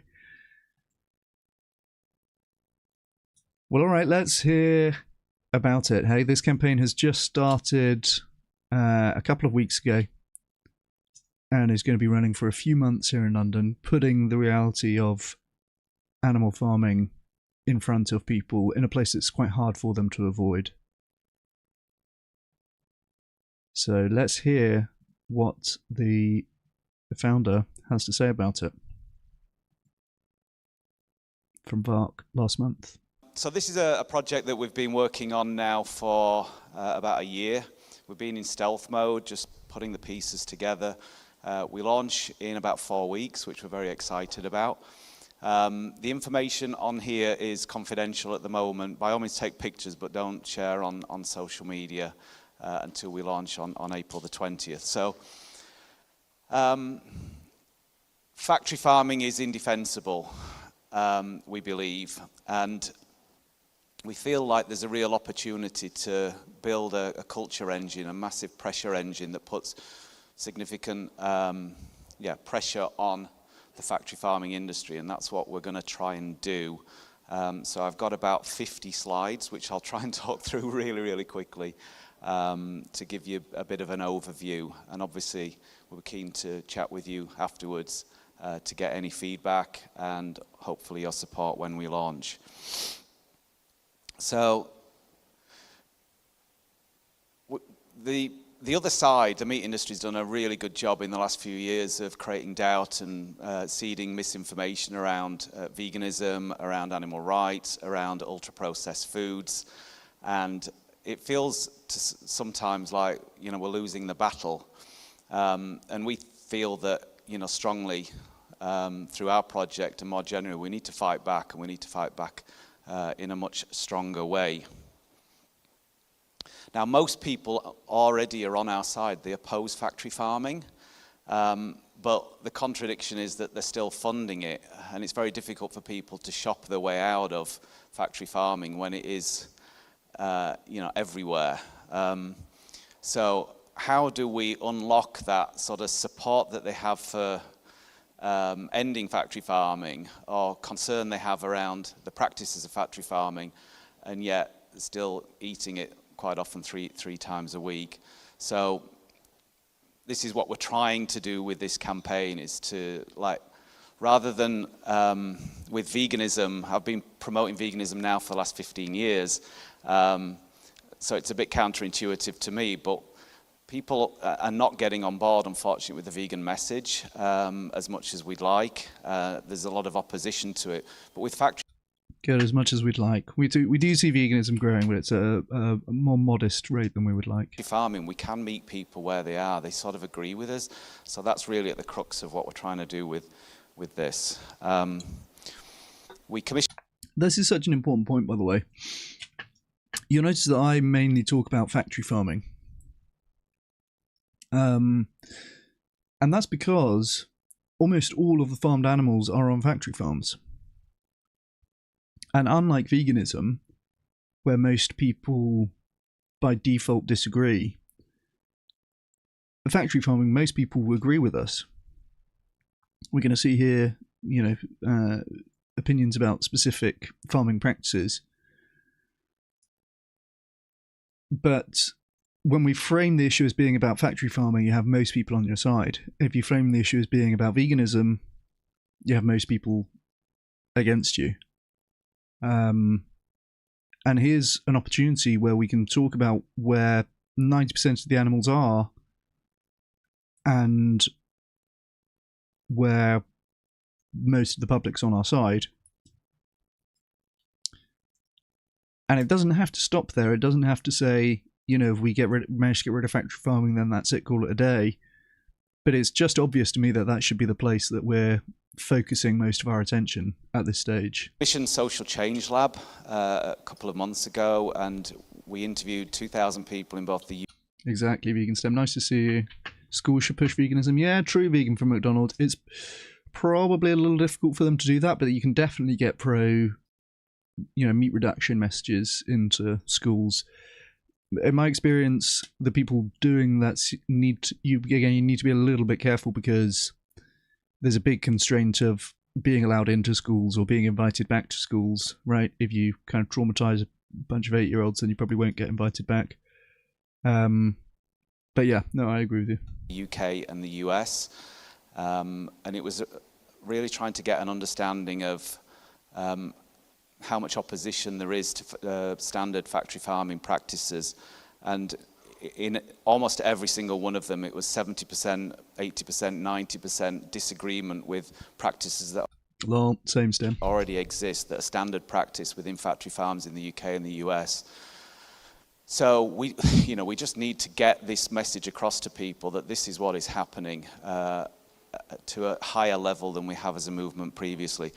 And indeed, in the UK alone, 56% of people actually, when asked the question, would you support a ban on factory farming, they're already said yes, they would support a ban on factory farming. We didn't say if the cost of your meat, dairy and eggs doubles in price, but nevertheless, we still feel that there's a real opportunity here. Now, we have been doing a lot of awareness raising, there's been investigations, we've all been working so hard, but quite often our activity dissipates over time. So we feel that what we need is a pressure engine, something that has got continuous and repetitive, creatively strong, narratively strong, that just hits people time and time again, and people start to join the dots up more so than we have. I think that's such a good point, and this is like the central, one of the central premises, I guess, for the campaign overall, for the Project Slingshot campaign. It needs to be consistent, long-lasting, hit them with it again and again, as Matthew says here. It needs to be not something that people can turn off their thinking about. I think prolonged exposure is a big predictor of change. Like, if you see that other campaign with the pigs in cages that did the tubes campaign, I think was really, really good, but it was only 2 weeks, and that's enough time for somebody to endure and look the other way and then kind of forget about it after the campaign finishes, right? Whereas a Project Slingshot campaign is going to go for months and is going to put it in front of people every day in a place that's hard to avoid. I really do think you're going to see a big increase in people moving away from meat in London, where the campaign is. So far. And that underlying sort of upset and anger and concern that people have with factory farming, we need to turn that public anger into some sort of change at a faster rate than we have been doing. We're going to launch in London.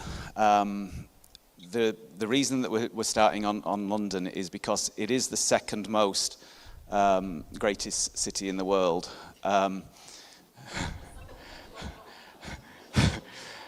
You're probably true, Jeremy. Yeah, he made that. Be interested in what I think is the first. It's not Manchester. It's Wakefield in West Yorkshire, where I come from. So London, we think it's the. Perhaps this guy's still landing the punchline. He had some tech come up and try and fiddle with the laptop, but he still landed the punchline. Perfect test bed as well. It's, as a northerner, it can be frustrating that everything seems to be happening in London, but it's the centre of government and the media and culture. It's the third most visited city on the world, so ideas that start in London are more likely to spread to the rest of the UK and to the rest of the world. And we also feel that the ground is softer here compared to other cities around the world. We already have an amazing ecosystem of talented activists. There's years and years of progress that has been made that we just need to harness that to a greater extent. I also like this part of the theory about kind of flooding London as a cultural exporter, I guess, right? The idea is that if you hit London, then a lot of important cultural developments, financing decisions, political decisions, and so on, this is where they're taking place. And so sort of saturating this one geographical area with pro-animal messaging or meat reduction messaging is likely to be disproportionately impactful. Now, having just read the Sandcastles blog, maybe a similar campaign in San Francisco would be where the value really is. But maybe that's next, we'll see.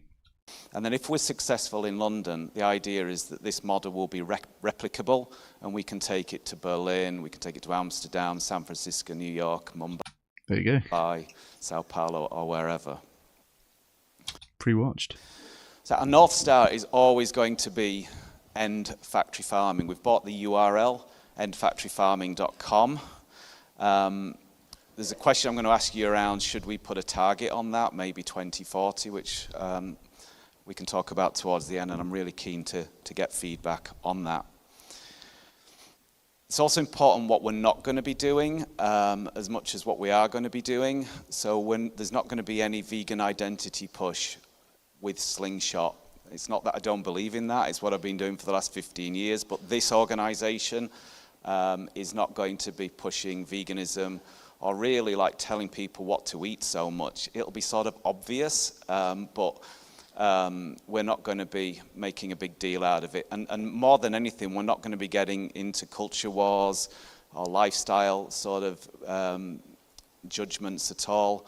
It's focusing on factory farming and saying, look, you are being lied to and you need to know this, and we're here. This is a public awareness initiative and you need to know about this stuff because it's bullshit what you're being, you know, what you're seeing. So I like that they have no climate framing as part of this as well.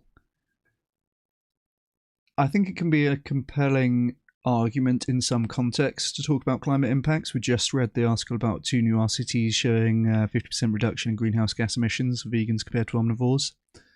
And I think that's very compelling when you're speaking to governments, when you're speaking to other institutions which might have GHG reduction targets. But for the public, I think it's just less impactful than animal cruelty.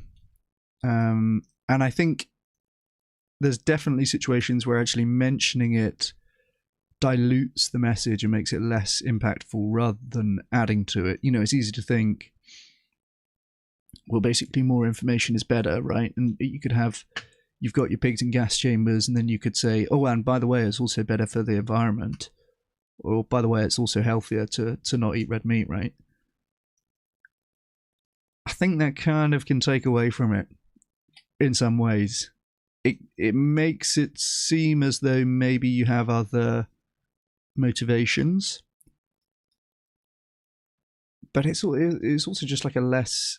If you have a very compelling message, you don't want to water it down with a much less compelling message. You know.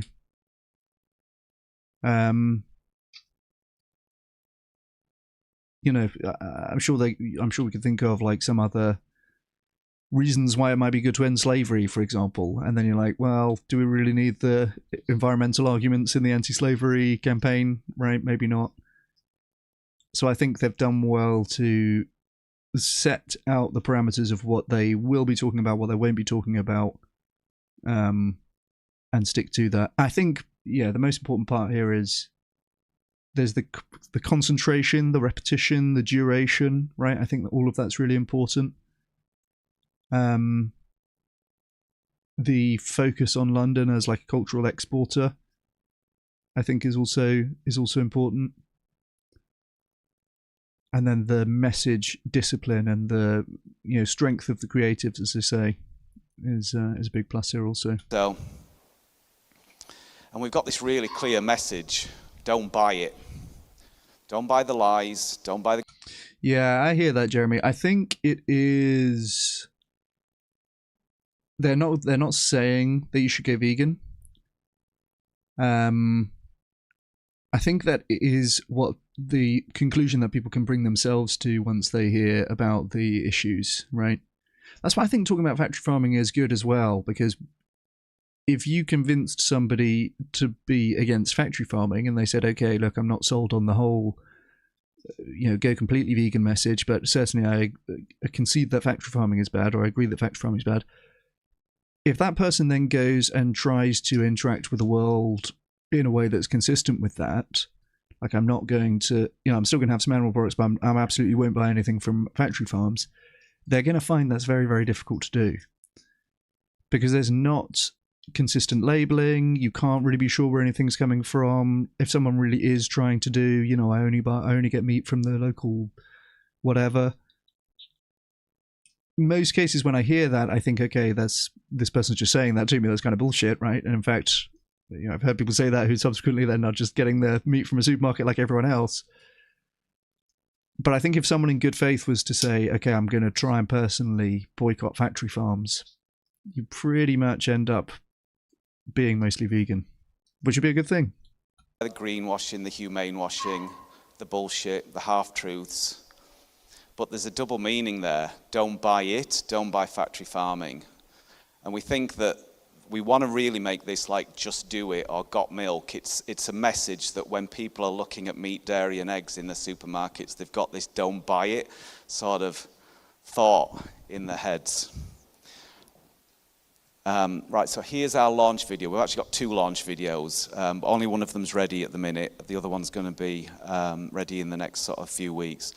But it'll give you an idea of the tone, the language that we're going to be presenting once we launch. Ever get the feeling you're being lied to? Access of Eden. That it did not occur to me. No recollection. Gaslit?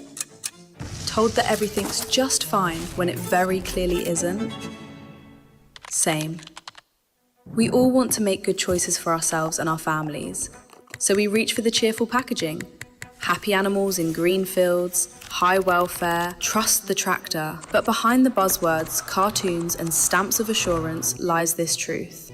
More than 85% of farmed animals in the UK come from stinking, polluting factory farms. And when our rivers are full of factory farm shit, your Sunday roast comes with a side of antibiotics.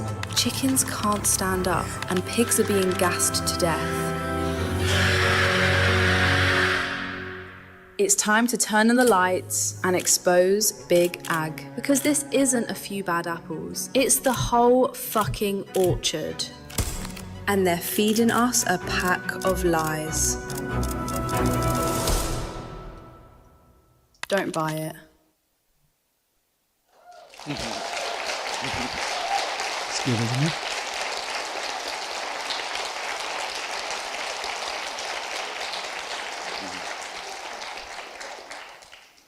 Glad you like it. We're also doing a very similar narrative, and we've got celebrities, so Diane Morgan, Dr. Amir Khan, Jen Brister, all these people that you can see on the screen have already been filmed narrating pretty much the same lines. So we'll have that sort of AI montage version, and then we'll have this separate one with celebrities on board as well. So we have this idea that we're going to run drum beats, and the idea is Yeah, true. Brilliant advert with or without the celebrities. Yeah, agreed. I was going to say, I don't envy the person who had to do the first cut of this. Obviously, they've got the same transcript, but narrated by Diane Morgan in the next one. So, tough. 2 to 3 months, we focus. Oh, look, here's the schedule of what's to come for Project Slingshot. So this talk's on YouTube, but for the most part, this like kind of behind the scenes of the campaign has not been super public. So you're getting a bit of a sneak peek as to what's to come here. This is the first campaign, as we see live already on the tube, about pigs getting gassed. Then we've got the chickens that can't stand up in June and July. Then we've got the chick culling in August and September. All the same kind of theme, right? And it's going to be almost 6 months of drum beats, as they say, of people being exposed to this all day, every day, on the tubes. I think this is a really, really good place to anchor a big move against me. Focusing on a single issue. It's a weak point in the factory farming industry. And the idea is that by focusing in on these particular issues, and then by it being repetitive and running continuously, we get people upset about a single issue, we bring them into our website, but also then we launch other campaigns, and the idea is they all link together, and it becomes obvious that factory farming is the common thread that links all of these issues together. In terms of the narrative hierarchy, then how the don't buy it's going to work is we have a claim that the industry puts out there. Our message is don't buy it, and then there's some sort of satirical debunk that we always deliver. So, for example, they say chickens are healthy and natural, don't buy it. Their claim just doesn't stand up. So I'm now going to talk through these 3 drum beats, but these are just like examples of where we can take this going forward. Everything will be visually, I think, quite stunning. By the way, there was a creative director that I've worked with. He's not here today. He was here yesterday. And he's the best guy that I've ever worked with on creative. But he worked for an agency, so he was working for AstraZeneca and Coca-Cola and all this stuff. And he wasn't vegan. And I just said, look, Dave, you just need to come and work and do something good with your life. And he kept pushing back. And he said, Matthew, I'm celiac. And I'm like, well, you know, there's plenty of vegan celiacs out there. My girlfriend is celiac, and we manage, you know. And he was like, I said, look, what about I just offer you 10,000 more than you're earning? So he's like, done. So he joined us in September. So he's the guy that's the brains behind a lot of the artwork that you're going to see. He's also gone vegan since he joined us.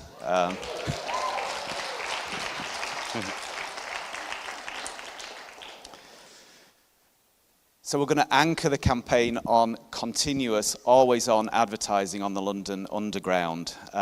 So this artwork that you see here has been approved by TfL. It's got the... These bullet points I think are so good. Literally everyone travels on the tube in London. Decision makers, MPs, media, influencers, students. High dwell time. That is so true. There's not very many formats where you're going to sit in front of an advert for 20, 30 minutes. Right, you almost read all the adverts on the tube just because it's something to look at. TV ads, you know, done and gone in 20, 30 seconds. Even billboards on the street that you drive by, you know, is only as far as you're driving or walking along there. But yeah, on the tube, high dwell time. Yeah, that's so true. The term gas chambers on, which we thought might be a struggle, but you know, it's a scientific reality that this is what is happening, so they've agreed to it. What we've argued to them is support us on continuous advertising on the Underground, because it's not controversial what we're saying. The public agrees with us. This is a public awareness initiative. We're not crazy animal rights activists, even though we are. And they've gone for it, you know. They also need the advertising revenue. So, so we're going to be, I really like these tube car panels. The beauty of them is when people are sat on the tube, they're either looking at the phones, they don't want to look at the people opposite because that's weird.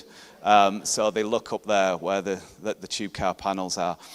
And there's a true, you called it vegan STEM, no eye contact. Dwell time. You know, people do have time to sit and read something.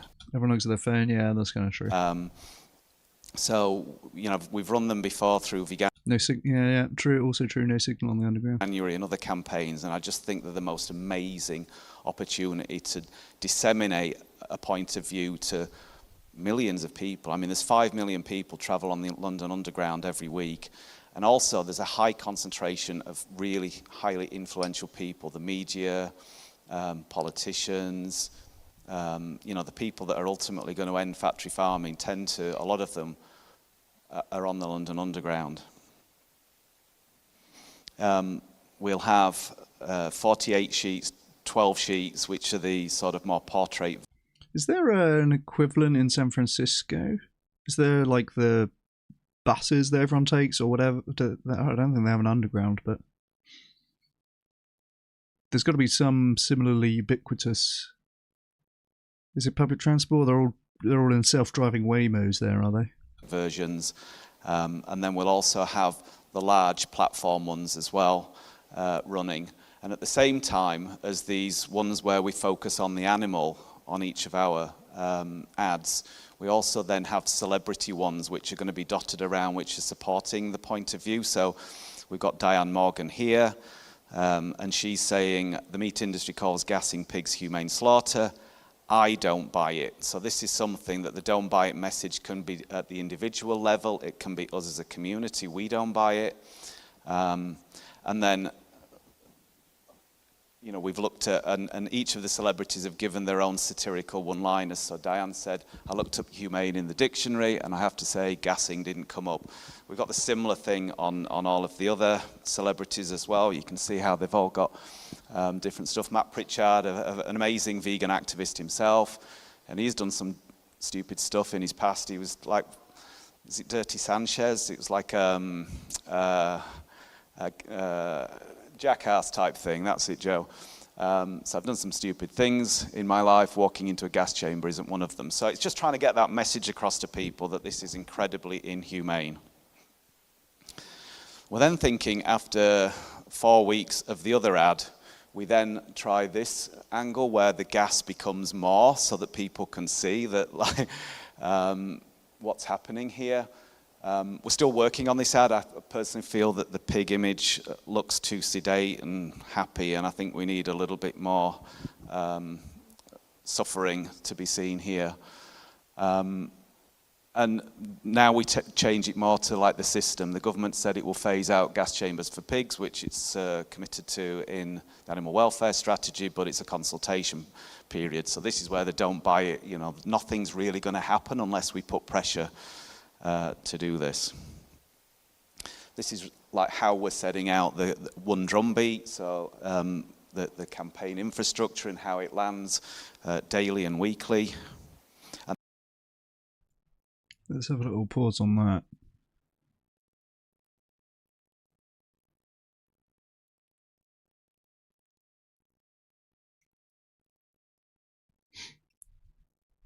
Quantity. Okay, so this is the tube car panels. Yeah, 2,200 of them. And they run for a week at a time, do they? Okay, that's interesting. He says it in this talk, but the price of putting these on tube cars is at least 10 times lower than I would have guessed. They're very, very cheap to put these ads on the underground. I can believe it when he says the price, honestly. I'm the sort of person next to me in this talk, I was like, is that right? Can that be correct? He's going to say it in the talk, I don't want to get it wrong, but it's way cheaper than you would think. And then we would do the same for Franken chickens and chick culling and so on. There's a lot of words on this slide, so I'll skip over it pretty quickly. But the important thing is that what we need to do is bring... Hey, Andrew, nice to see you. Based on current society, where do you think the balance lies to discussing the bad, animal cruelty, slaughter, etc., versus the positive, beings, health, etc.? I think discussing the bad's probably best. Honestly, I think that the push is the most important part at the moment. Jeremy Gord says, I think the public need badly to be shown what to do, which the largest part is knowing what delicious foods long-term vegans make. Yeah, I agree with that. There's definitely a need for that also. But yeah, showing people the why and also the how are two important components of it. And I think they can be done, and maybe normally are done, by different actors. right? Because you'll have people whose brand or whose job or like, you know, there's all sorts of limitations who for whatever reason just don't want to be putting out any of this hard-hitting push messaging on their accounts, basically.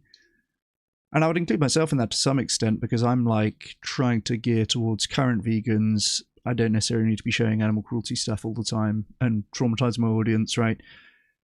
But nevertheless, I think it's very, very, very, very, very good that someone is doing that. And it's kind of the easier option in many ways to do the pull messaging, or I want to say the softer stuff, which I guess it is, right? You know, what foods to make and so on. Like, again, super important part of the equation. I think many more people are going to be willing to bear that message than the hard-hitting push stuff. Consumers through to our site really quickly. They want to be like, gas chambers, that's really fucked up. Like, what can I do about this? And then, do you think showing animal cruelty can motivate vegans to donate? Yeah, that's true. That is true. It's not zero value for sure. We've had the delicious food and vegan food era, and it's being fought against hugely. Fight fire with fire. Yeah, I agree. And again, I think you still need both. We need all the vegan chefs and plant-based brands and everything else, the good, you know, stuff to replace it. I wonder, we were just reading about this having increasing sales in the last few weeks. I wonder if we'll see that going up a lot with this campaign in London. We should have a good read on those kind of things. And we've got infrastructure where we can direct these people to put pressure into the right places. We have a video that is going to be about 10 minutes long that's really explaining the whole situation of gas chambers. Anybody heard of Sean Monson? He's the guy that directed and produced Earthlings, which many of you probably went vegan watching it. He's the guy that's going to edit this video and produce it and put it out there. Wow, I didn't know that. So that's the video that we watched the other day. Hey, that 9-minute video that I then shared on LinkedIn and in a couple of groups and stuff. So that is from the producer-director, he said, of Earthlings. I did not know that. That's very cool. God, they've really got some big hitters in this campaign. Hey, no wonder I found that so compelling. I was actually struck by that. I've kind of, whenever you watch these things, you think, oh, I know it's grim, I've seen this before. But that 9-minute video that we watched the other day on stream and I subsequently shared was very, very, very, very good.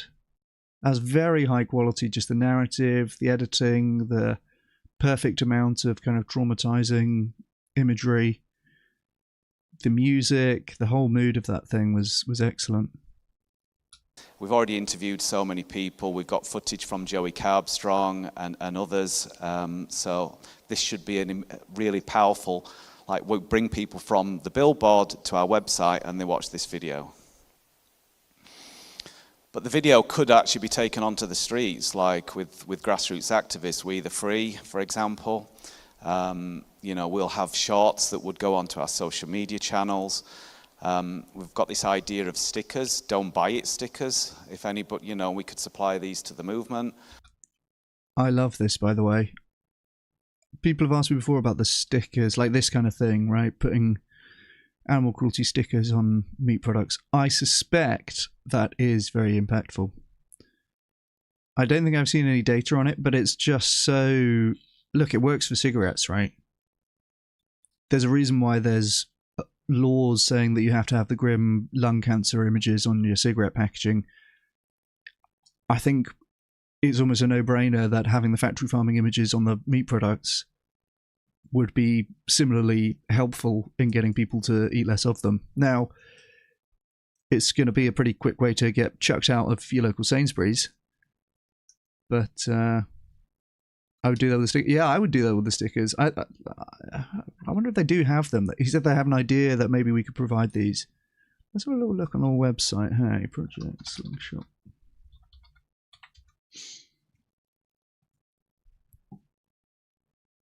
Take action. So this is the campaigns that we already took part in. I don't know about the stickers then.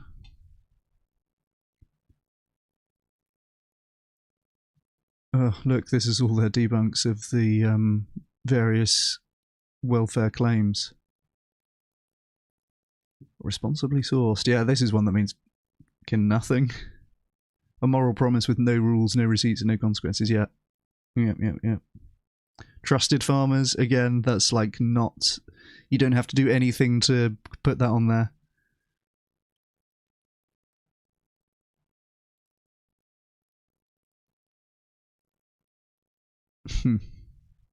Yeah, we'll have to find out about the stickers, hey?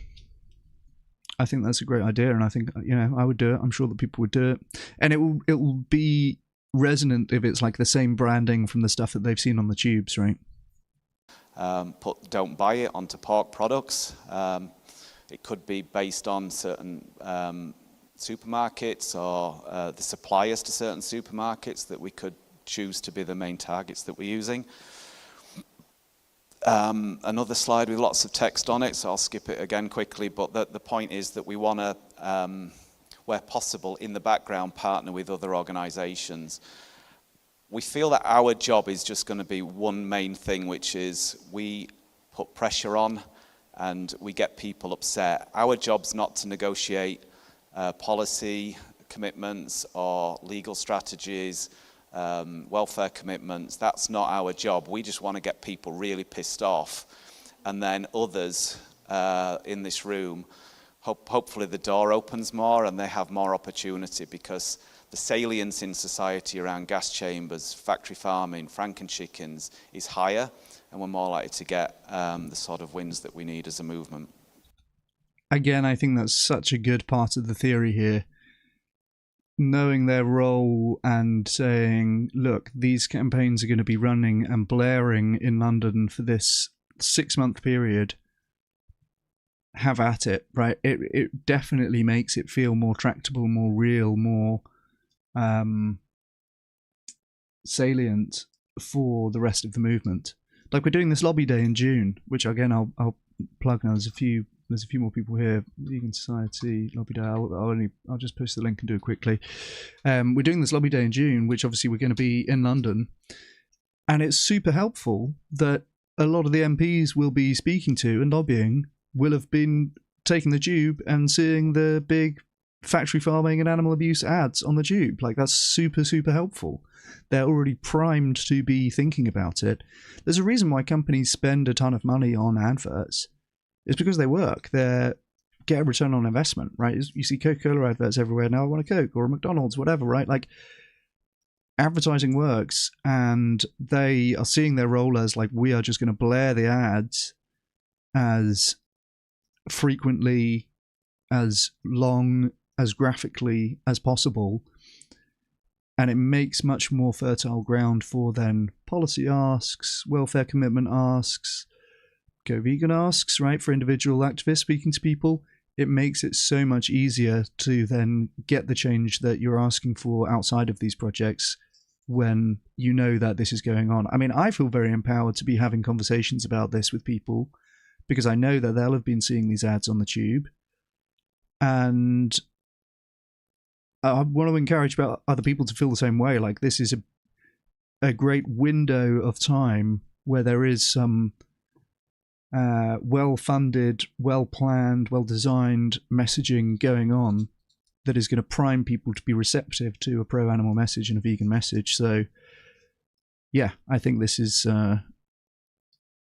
super, super valuable role, and I'm really pleased that this campaign's going on. We've got now 6 months, or now 5.5 months, to follow through and make sure that we're making an impact.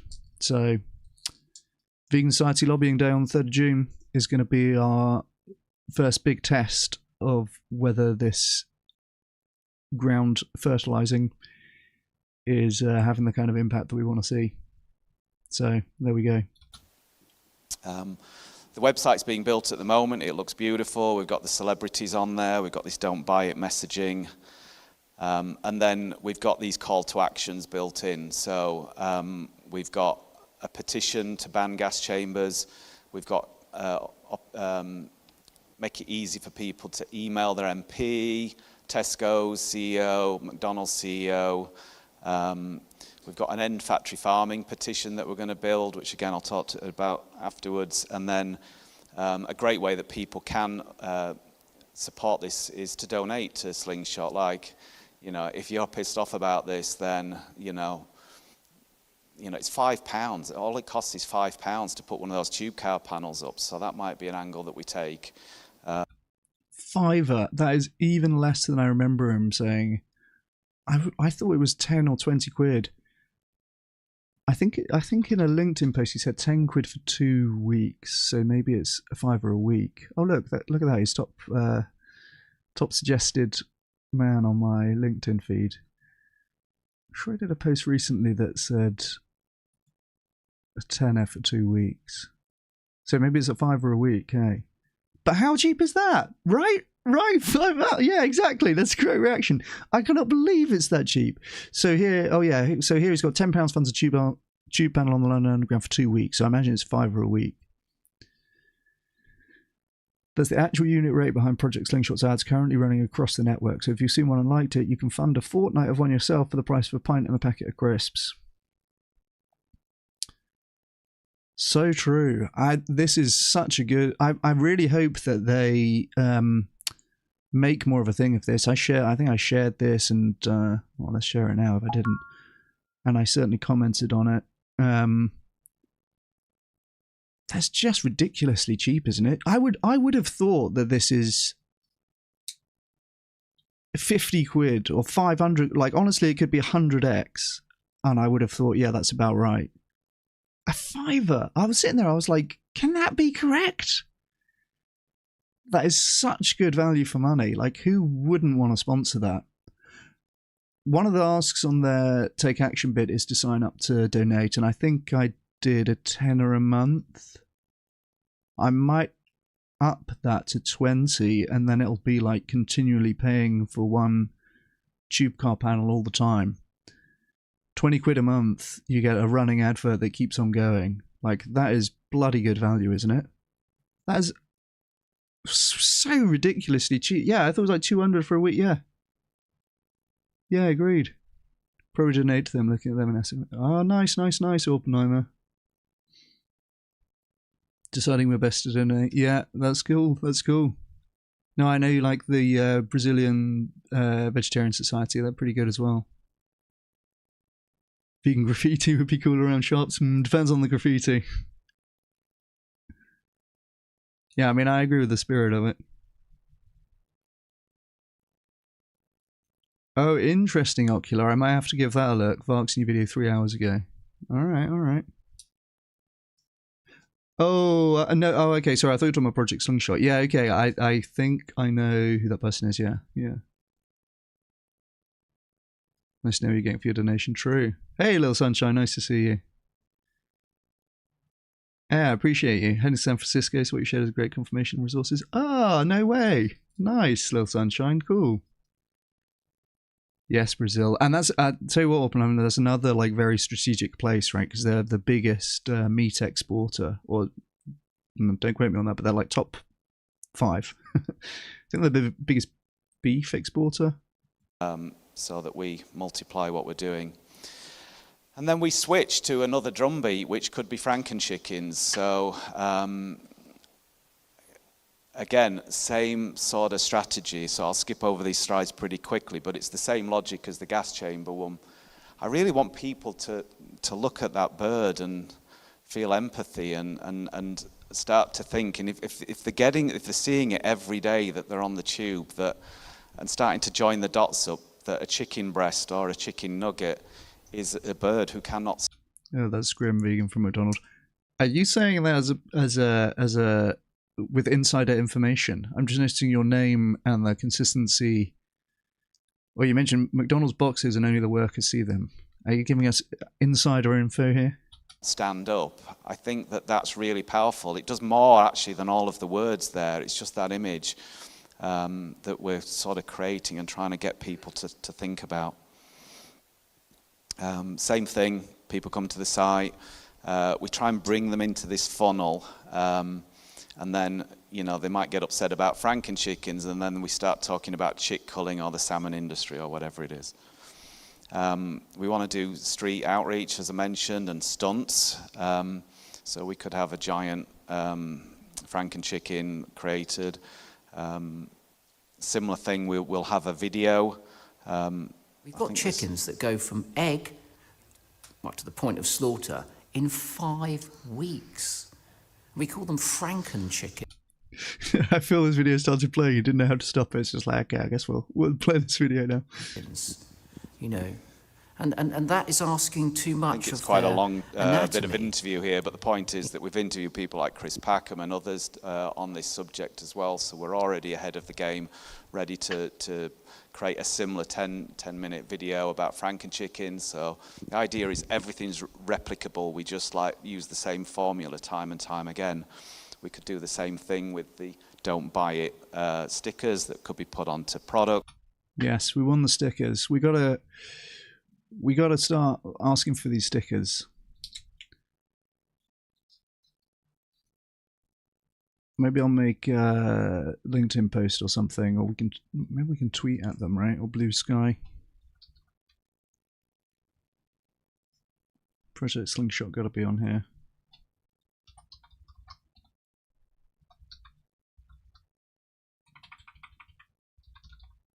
Maybe they're not on Blue Sky. That's a shame. Or maybe I should do it on LinkedIn, hey.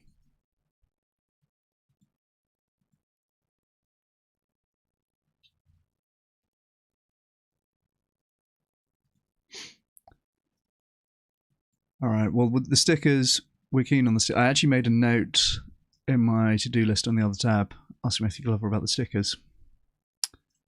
I think people would do this. I think this would be a great... a bit of easy activism. We can offer supporters unbranded removable stickers placed on chicken products or fridges in supermarkets. No damage to packaging, easy to remove by staff. Signals growing public pressure to supermarket leadership, true. Creates shopper awareness at point of purchase, yeah, I think that's the big one. Viral social media opportunities for supporters, yeah, lovely, love that. This would be supporter-led action at their own risk with light slingshot branding. I'm here for it. I'm here for it. I'd do this. We need the stickers. We're thinking they're going to be removable, so that the industry's not saying, "Oh, you know, you food waste, you're ruining," or, you know. Hell yeah, D-Box. We can't sell this anymore. Congratulations, vegan from McDonald. Good for you. Worked at McDonald's 5 years, night shifts only. I quit this week. Walked out. Good for you. Hell yeah. You have to change. You have to get a new handle, but good for you. That's awesome. Congratulations. Could put QR codes on there where it brings people through to our website so they can find out what the hell we're talking about. And then we want to do. We're putting quite a bit of budget into direct marketing. So we want people in London to see the ads, but then they see it in their feed on social media, or they see it on the websites that they're going to. So we're working with Plant-Based News to target that, like the 1% lookalike audiences, that the ones that are most like us. And then we're also going to be like trying to get our ads on things like the grocer, which is where the food industry is. That's a bit counterintuitive. I would have thought you want to be, if anything, targeting the people who are not lookalikes to Plant-Based News readers, right? That might be a bit preaching to the choir, but okay. Is looking, so we can put, you know, the idea is that hopefully the people that are most influential, that are actually going to end factory farming, are starting to see our advertising more than the average person, so that they think that the salience of factory farming is at a higher level than it actually is in society, so that we can hack the system and like trick them into actually doing things. So that's, again, part of the strategy. I have this thing that I keep talking to our team about, is if there's 68 million people in the country, there's probably 10,000 of that 68 million that are the ones that are actually going to end factory farming. So how do we really make it that they keep seeing what we're doing, like more so than everybody else?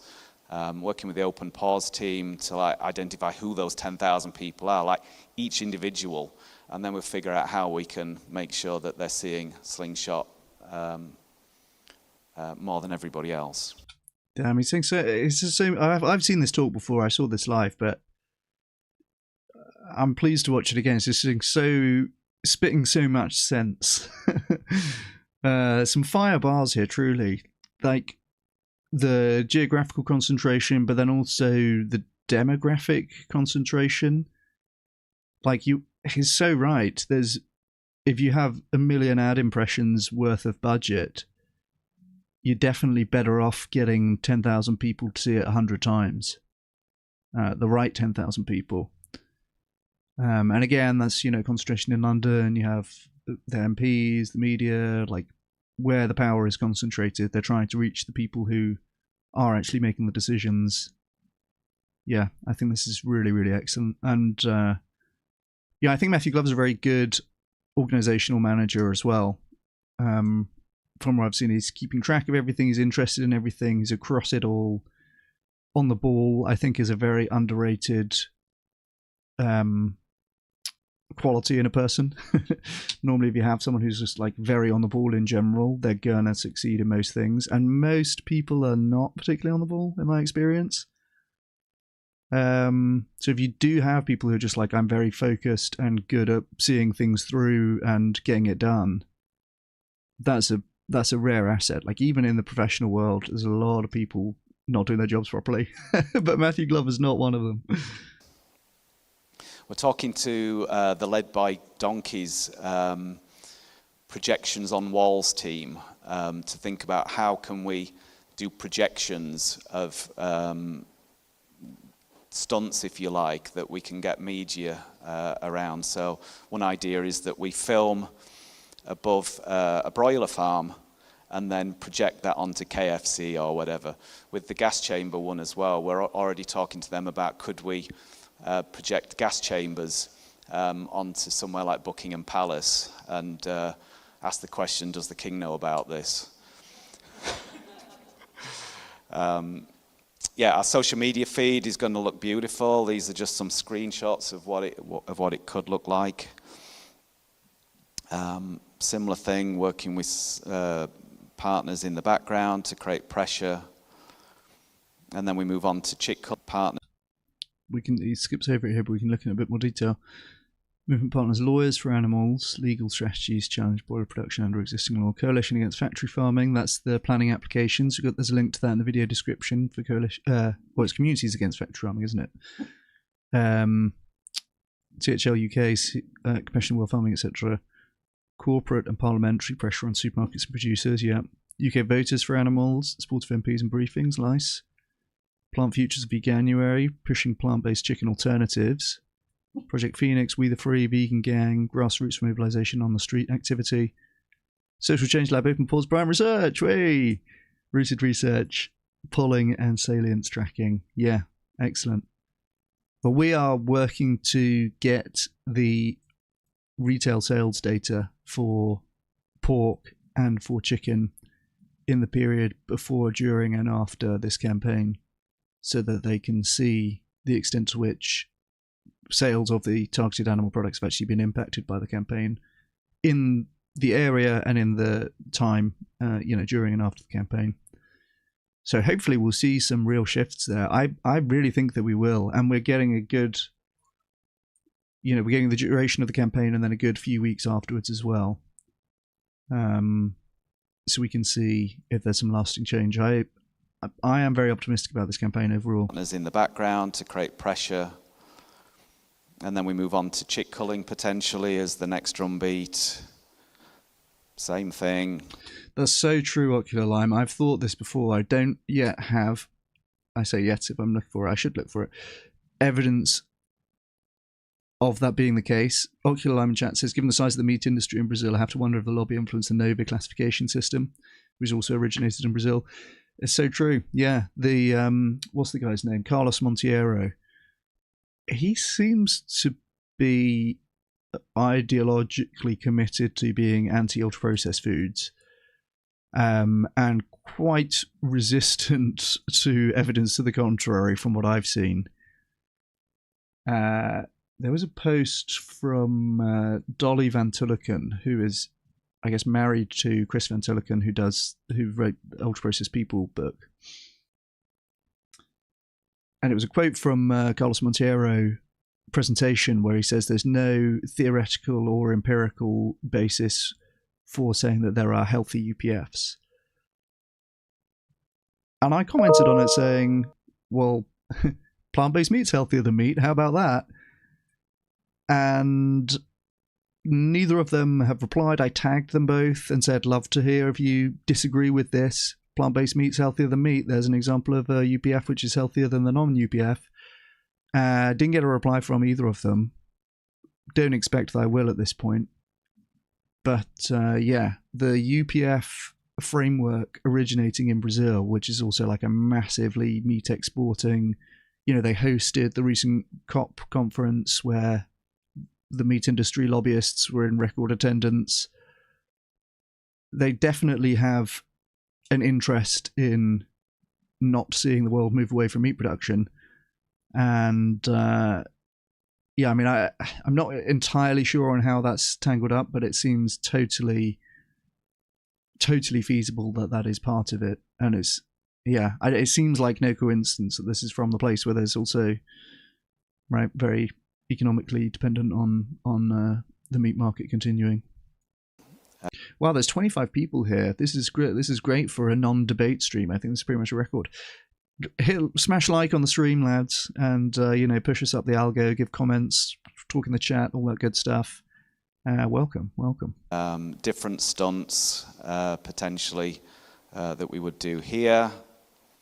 We have this idea that the gassing of male chicks has never been filmed, to my knowledge, in the UK. So one idea is that we put out some news that we're offering £45,000 for anybody that works in a hatchery to actually film this footage. The reason Hey, AQ, nice to see you. why we put it as £45,000, that is the average salary of a sexer. These people that look, whether they're male or female. Great job keeping a straight face saying that. The average salary of a sexer. I mean, come on. Obviously, it's talking about the people who sex chicks in egg production. But a sexer, what a job title. It's £45,000. That is the average salary of a sexer. These people that look. Stop it. Whether they're male or female. And there's also 45 million male chicks that are gassed to death in the UK every year as well. So that's one potential stunt that we will try and get out there to raise awareness of this issue. Yeah, true, Oppenheimer. That kind of feels true to me. The Land of Glory had the chick gassing footage. Well, maybe you can go screen record that and send it to them. You'll get 45k, hey? Oh, you have to be in the egg industry. All right. This is a cool stunt, though, isn't it? 45 million day-old chicks are killed every year. And £45,000 the average salary of a sexer. And, we're open-minded about what are the other weak points. Like we could do antibiotics. Hey, LTN, good to see you. As a focus area. Yeah, thanks for joining. The salmon industry, we think that this is quite visually interesting, that salmon has this halo over it as like this health food. Look at this. So this is talking about potentially continuing on then beyond the current schedule, which goes up to September 2026. Then they've got October, November planned, December, January planned. I think I'm right in saying that these are more speculative and like will happen if it seems to be successful so far. So the 3 initial drum beats planned, and it looks like this is beyond that. This actually kind of passed me by when I saw it. There's a lot of people that are not vegan or vegetarian, but they're still eating fish. What do you call them? Pescatarians.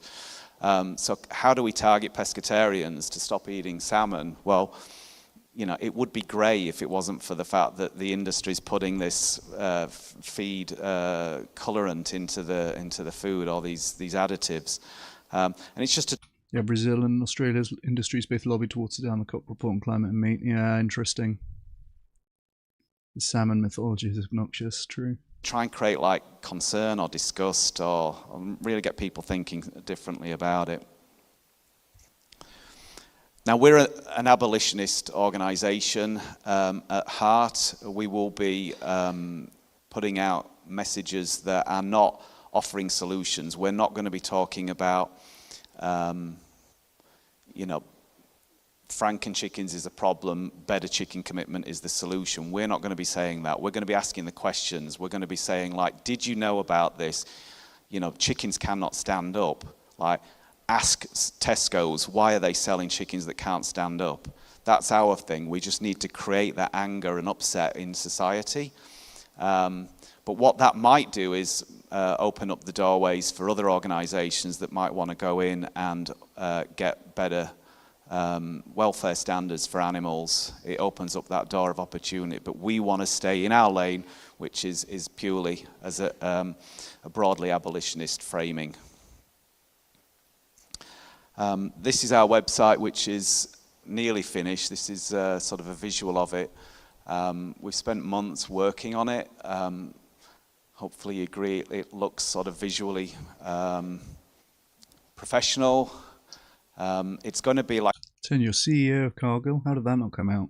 Like a one-stop shop for everything related to factory farming and the deception that exists. So we've got this Hall of Shame section. True, Jeremy. Where we're calling out Hook Two Sisters, Avara, Cranswick.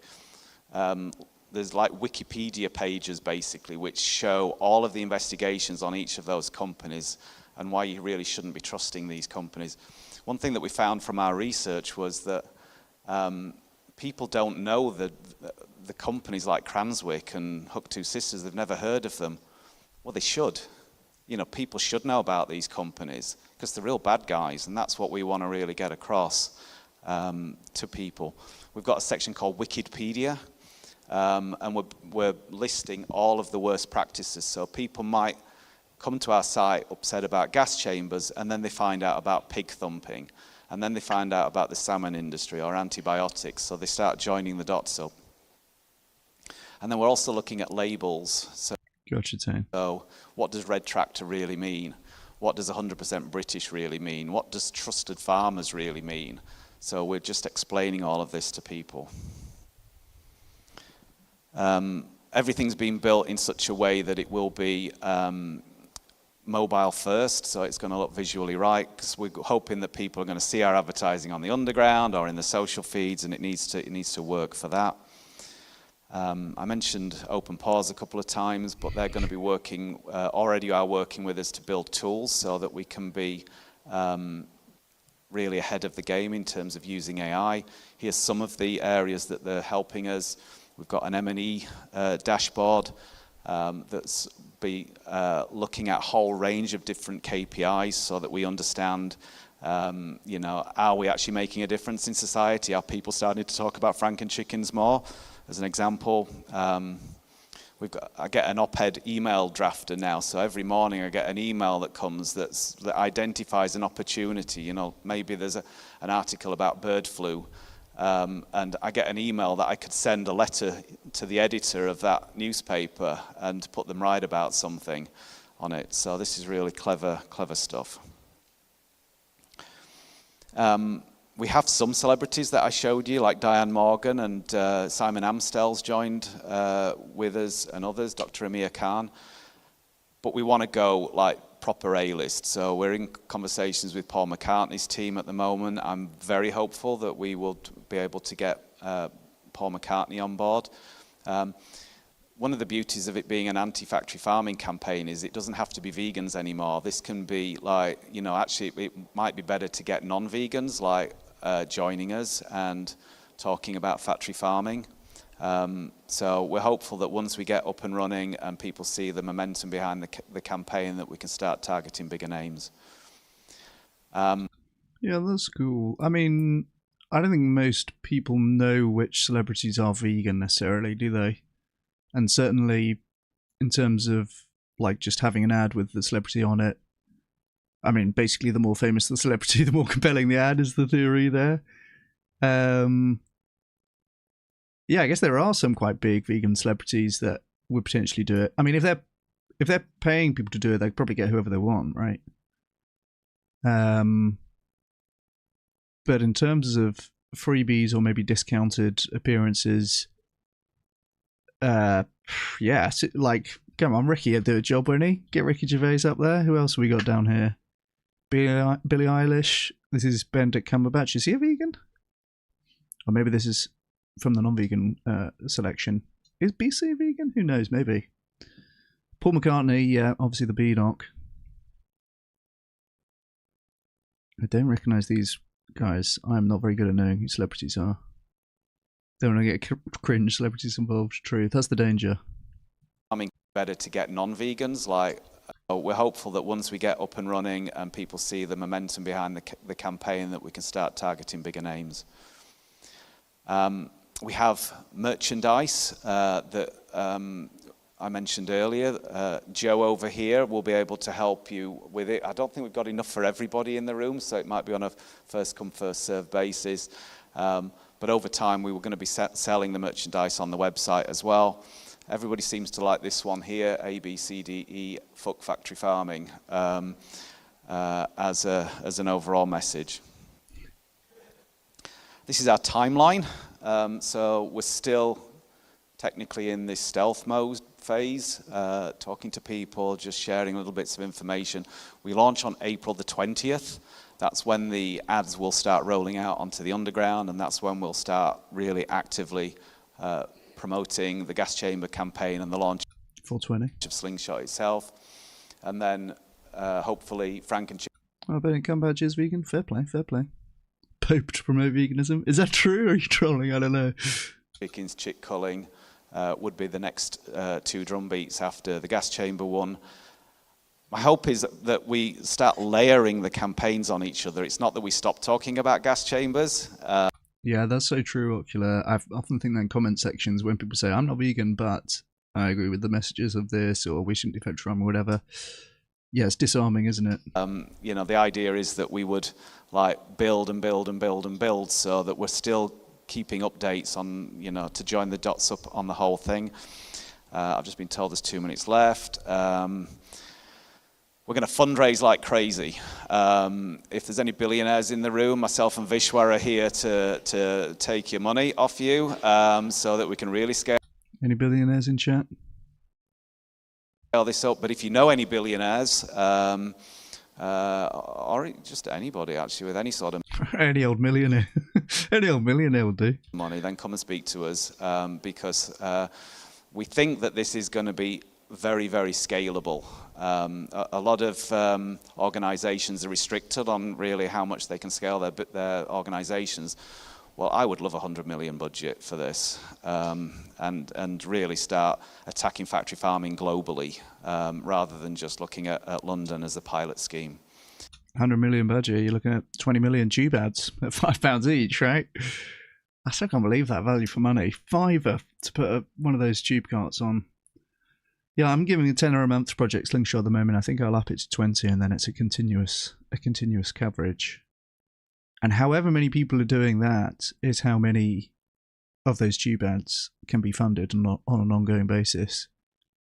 Like at the moment, they've got, it looks like a little bit less than a year of content plan. Presumably that's linked to their funding. But yeah, I think the duration going on for a long time, I think is going to be really, really important. We're going to put on our website that we want to end factory farming by 2040. We've worked on a roadmap strategy document that's built in to hypothetically what would need to happen for us to end factory farming. I would love views on everybody as to whether or not it could become more of a movement-wide strategy that we all get behind. There's like a self-fulfilling prophecy. If everyone starts rattling on about 2040 ending it, then it's more likely it's going to happen than if we don't. So yeah, this is just sort of early stage thinking, but we're going to put it on our website because we just think that people are going to say, end factory farming. Well, when? How? How are you going to do it? Well, we feel like we need to have a bit of clarity around that.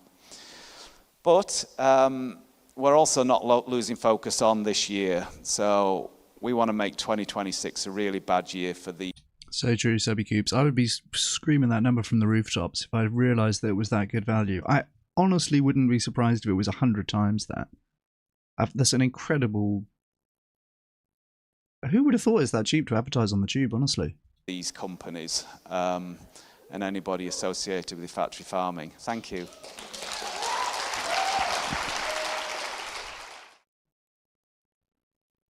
Nice. Nice. You got wooed out of the building, wooed off stage. Oh, good stuff. I'm very optimistic about the Project Slingshot campaign. I think it started strong already. The stickers, we got to get the stickers going. Project Slingshot stickers when? See if we can get a little screen grab to put on LinkedIn.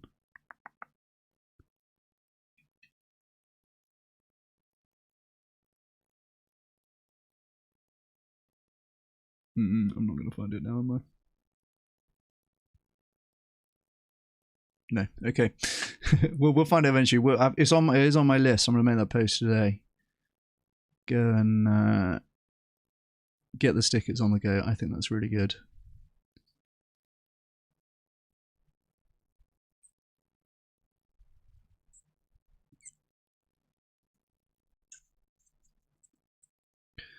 Have we got time for this one? I think we do. This is a cool talk as well. This was the closing talk of ARC, and I thought it was pretty good. So we'll listen to this one. I'm going to wrap up before 5 because I have a meeting. But let's go. Nice. Hello.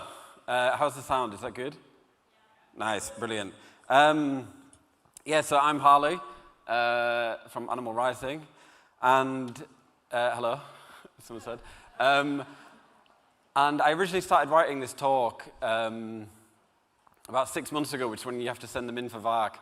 And I actually think that the mood and the movement seems to have shifted quite a bit since I wrote this. And the talks I've been hearing are actually far more hopeful. So I'm hoping that some of this is still relevant, and I have done a hasty edit to lots of the content. Yeah, but we'll see. More Hopium, aka more Hopium. Okay. So I'm sure everyone's been hearing lots of bad news about veganism especially.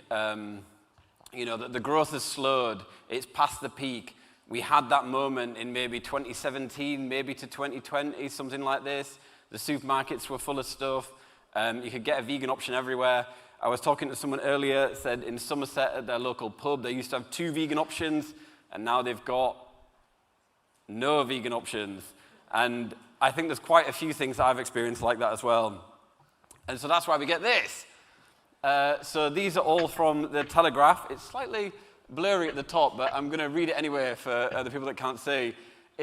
All from the Telegraph, all right. Is collapse of the vegan boom. Restaurateurs and retailers ditch meat-free dishes as shoppers demand meat.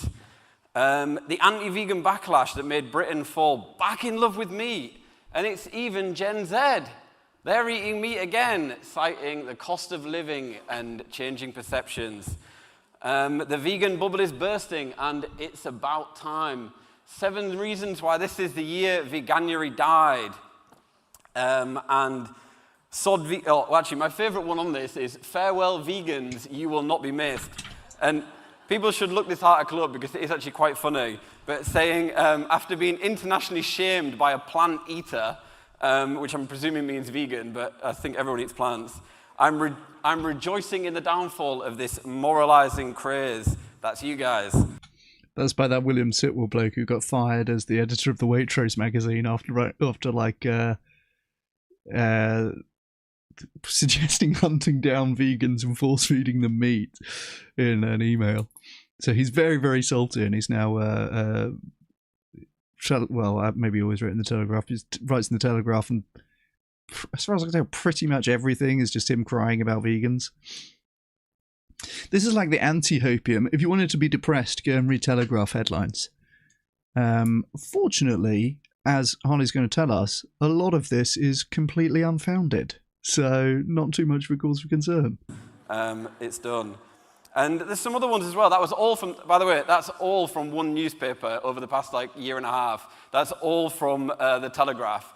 And I don't know what's happened, but somebody's obviously joined the Telegraph who is very keen on shaping this kind of narrative. And the sad thing, I think, is that we adopt this narrative. Yeah, you've heard it. You've heard it. We adopt the narrative of the press. And we see this as well. EU bans meat names. It's not happening. You've got to call it oat drink now. You can't call it oat milk because people were getting confused. Yeah. Or maybe it's because they're trying to stop veganism. Should we be worried about ultra-processed vegan foods? Why the vegan diet is not always green? And why it isn't as environmentally friendly as you think. These are mostly from the BBC. But again, it's all part of a narrative, I think, that's been forming recently. Veganism is ultra-processed. It's also failing. It's past the prime. Now, we're going to do a really fun and I think kind of gimmicky exercise together. So I hope everyone's excited for this. Okay. I want people to put up their hand if they think this is a half-full glass. Wow, okay. So we've got some optimists in the house, looking on the bright side of life, but not seeing the grim reality of the world. Who sees it as half full? Yes, okay, we've got 1 or 2, 3, yeah. What? Oh, sorry, half empty. Yeah, okay. We've still got the same hands. People realize what I was doing. I made the mistake. Okay, but who thinks it's a secret third option, which is that it's both half full and half empty? Yes, there's a few people. It is both. So lots of the things that are being said here are true. There are less vegan things in the shops. Big vegan products have gone bust. And Neat Burger, which, it wasn't very good, but Neat Burger has actually closed down. These things are true. And you can eat a vegan diet which isn't green. Which I don't think we should necessarily mourn too much bad vegan products that go out of business. Obviously, bad is subjective. There's no account for taste. People have different preferences for different brands and so on. But overall, the market is going to choose the best and cheapest products. And so when you have periods like plant-based meat, where you have a ton of different brands entering the market and then some of them going out of business and so on, I don't think it's necessarily a bad thing. You see the best brands rising up. You see this with their 43% rise in unit sales in a short period of time. I think that is what economists call creative destruction, right? Where it's like the bad products going out of the market and they're making way for something better and something new. So, I think I don't know Neat Burger. I know I had a Neat Burger, but he says, well, granted they weren't very good. Like, okay, that's probably good news then. People are going to come to the vegan category if their first experience is with a product that is not very good or is too expensive or like a combination, right? Then they might be put off and never go back to it for a long time. So even some of the stuff that looks like bad news can be good news in the long term.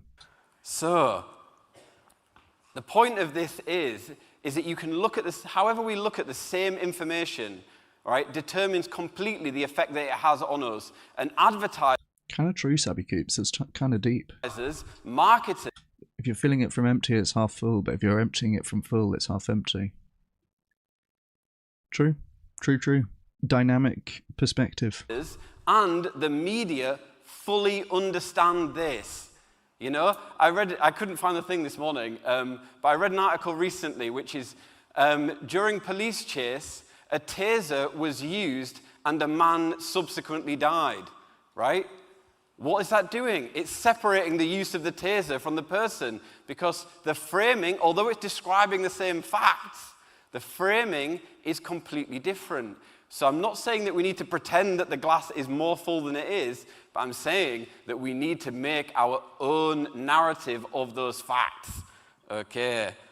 Also true, vegan McDonald. Empty glass is full of air. True. So this is a graph showing the number of vegans in the UK over time. Looking pretty good, I think. And so let's have a look here. The Vegan Society in 2006 estimated that there were 160,000 vegans, which I think that's pretty good. And if we went back 40 years before that, it probably would have been a few thousand, right? So it's huge progress. What about when we get here? By 2016, we were at 500,000 vegans, according to the Vegan Society. And then, just so people think it's not the Vegan Society fudging the numbers, which I'm sure you wouldn't do, but just in case people think that is the case, I also included information from Finder.com, which isn't a vegan organization, and YouGov, which also isn't a vegan organization. And as you can see, there is a steady climb still until we get to the modern day. This is a nice graph, by the way. I think he made this graph from these different data points. I appreciate that. YouGov, Finder, and Vegan Society. This is all rates of veganism in the UK, taken at different points. That's cool, isn't it? And I really like how it's like remarkably consistent. These are all, you know, quite close to each other in the same year. They're coming up with similar estimates. Which is 2.1 million vegans in the UK. Come on, that was a bit crap. Yes. 2.1 million vegans in the UK, up from 500,000 10 years ago. So tell me that's not a movement on the up. Maybe. That is bloody good, actually, isn't it? Come on. 4x in 10 years? Come on, that's bloody good.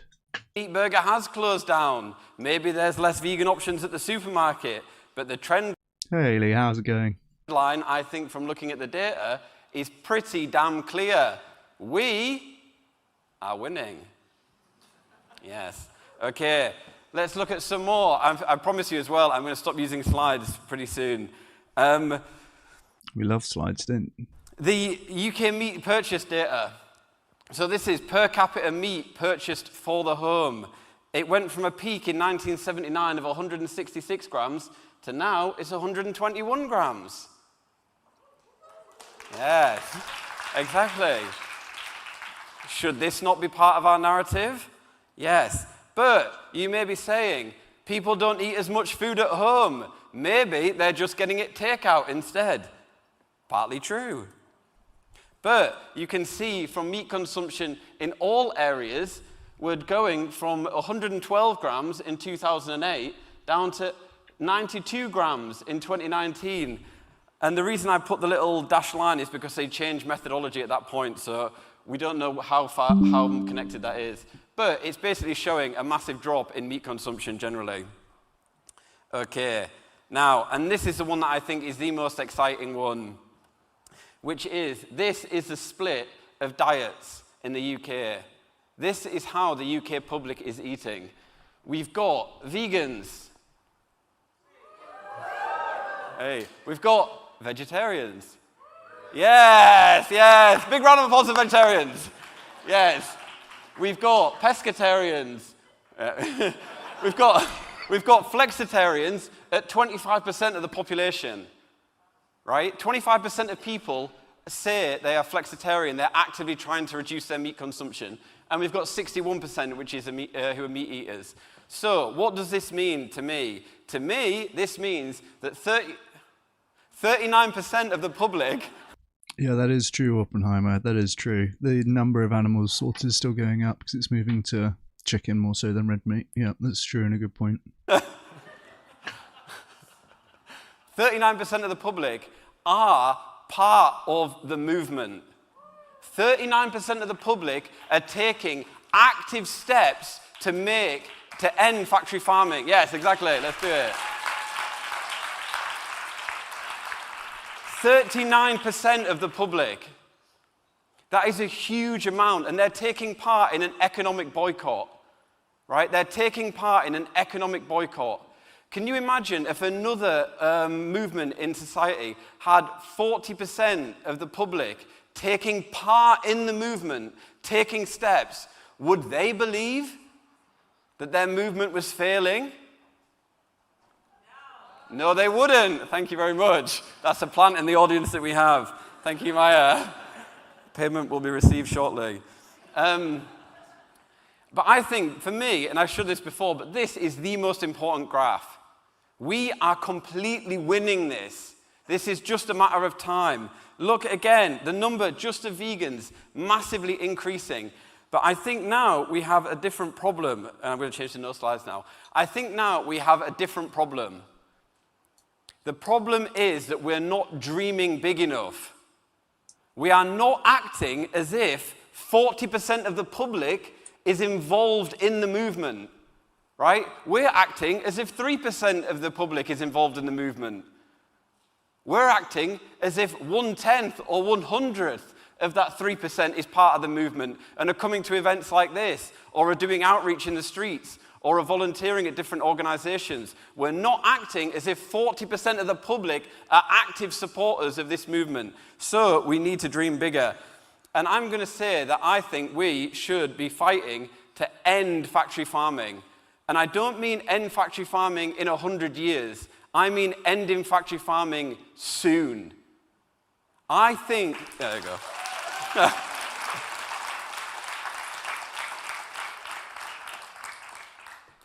I'm completely convinced that we can stop factory farming in my lifetime, if not sooner. Now, I'm going to talk about some reasons for that. And I'm going to add some of the people that have spoken today, because some of the talks have really inspired me. So thank you to everyone I'm going to mention. Plant-based universities. Right. The University of Graz and the University of Vienna in Austria are almost 100% plant-based in their catering. Almost 100% at a university. Yeah, thank you. When I was at university, it was hard to get a vegetarian option, and I'm not that old. But when I was at university, there was the Valley of Jordan pastries that you could get in the shop, and that was the only thing that was vegetarian. Everything else had meat in it, right? We've come so far. That's just 2 universities. Dozens of universities across Europe have made massive changes where they've gone 20%, 30%, 40%, 50% plant-based. That isn't a movement which is falling apart. That's a movement which has yet to hit its peak. If we believe that it is going to do that. If we don't believe that it's going to do that, and if we don't believe that we can end factory farming, then we won't, because we're not going to dream big enough. With schools, there is one school in the UK now which serves an entirely vegan menu. One school in the UK serving an entirely vegan menu. A second school is going to be joining them. And the newspaper articles recently are positive. The newspaper articles about a vegan school are positive because the grades went up. Hey, fantastic. That's pretty cool. I didn't know that. There's a completely vegan school in the UK and their grades went up. Nice. And Pro-Veg has changed nearly 60 million meals in the UK at schools to being plant-based. 60 million meals. Again, tell me why we can't end factory farming. We can. And I've been working in plant-based schools, and we've had 8 schools now, some of them with the campaign, some without the campaign, where ordinary parents have asked their schools to make changes. Ordinary parents have asked them to change the menu, and they have. They've added new options, and more students are taking them on. Yeah, thank you. in the grassroots, I was watching a thing, and I don't remember all the acronyms, but one of them was called CAFT, and one of them was AAC. I don't know if you guys are here, but I was watching them win time and again. Stop getting fur bans, getting companies to drop fur, because when we get organized, we can do this. And I think the biggest reason why I believe that we can end factory farming is because of the CAF campaign. Every single... Those communities against factory farms, you can find the link in the video description for taking part in that. Every single factory farm application that they've done has either been delayed or completely stopped. Is that right? So tell me again why we can't end factory farming when we've stopped them from building new factory farms. We completely can, but we have to believe it. I've just heard today in a previous talk, Matthew Glover talking about ending factory farming by 2040. Hey, we heard that. Does that sound unrealistic? Does that sound impossible? No, because it's not. Because it's not impossible, right? We can make it happen. We can end factory farming by 2040. The NGO Compassion in World Farming is campaigning to end factory farming by 2040. So why are people in the radical animal rights movement doubting that it can happen? That's a question. Okay. Now, I think there are two final things that I want to say. The first one is, I think we're ignoring things outside of the climate movement as well. When I see these things about when we're going to do things, it could take, people talking about it could take 100 years. If it takes 100 years, we'll have collapsed the environment and we won't have a society. If factory farming is going on at any kind of scale in 100 years, it's completely done. So what are we doing? We could end factory farming by 2040 because we have to end it by 2040 to prevent the collapse of the environment. Yeah, thank you.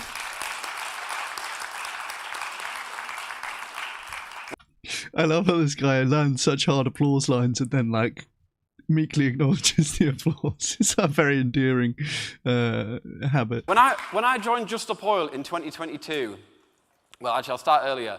I went to a talk once by one of the head civil servants of the Scottish Climate Change Plan when I was much younger.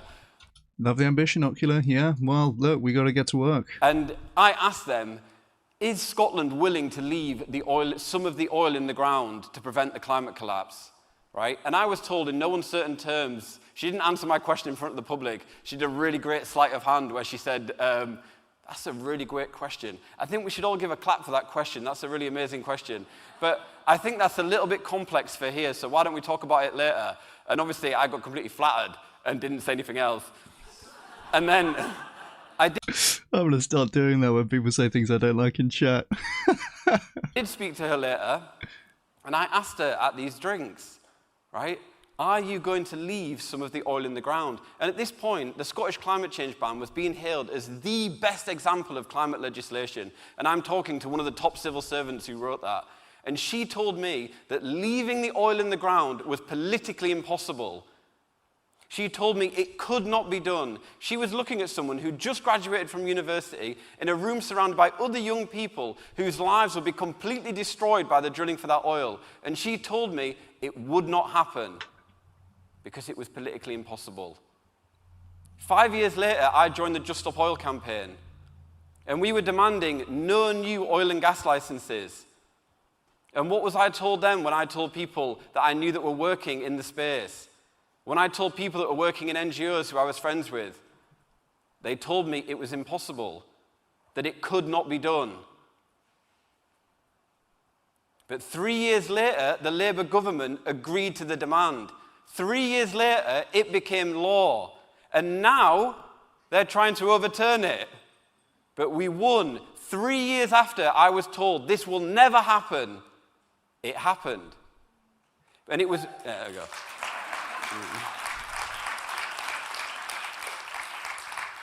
And the reason it happened is because the people in Just Stop Oil fanatically believed that it was definitely going to happen. There was no doubt in my mind that we were going to push and push and push until it did happen.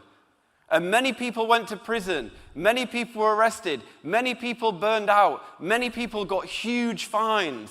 I've got a court case next January where I'm probably going to go to prison. But we won because we believed it was possible and we kept pushing until it happened. So tell me again that we can't end factory farming by 2040. The vegan movement is the mainstream movement. I've seen it in 2 separate talks now.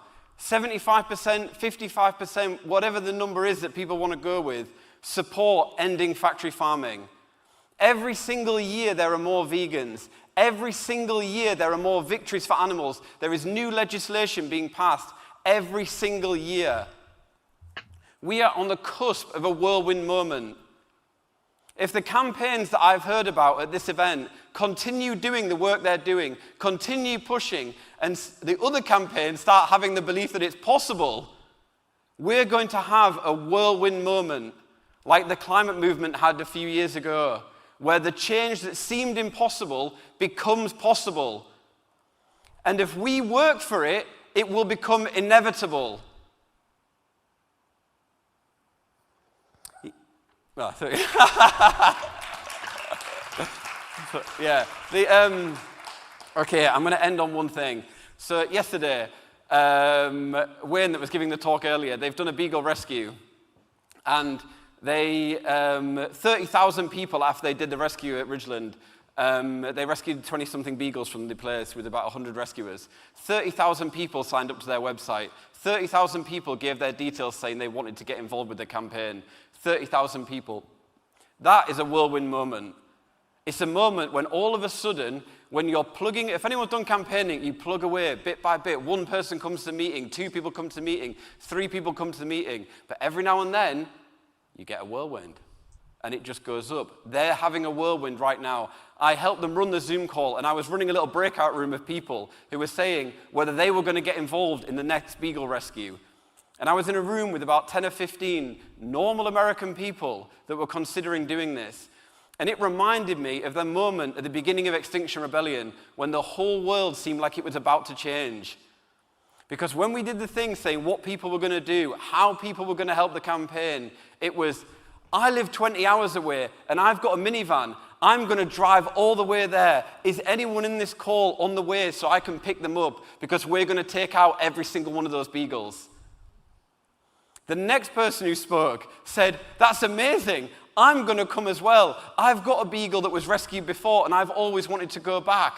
And one by one, we went in this go-around with people, ordinary people, who were willing to risk going to prison, who were willing to risk get arrested, who were willing to spend their Saturday or their Sunday, whatever day this is, I've forgotten the day now, but who were willing to spend their time putting effort into this, who were willing to be there to rehome those beagles. 1 minute it's a few people, the next it's 100, the next it's thousands.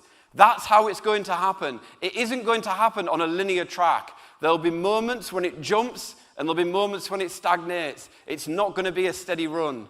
So I'm going to end on that note.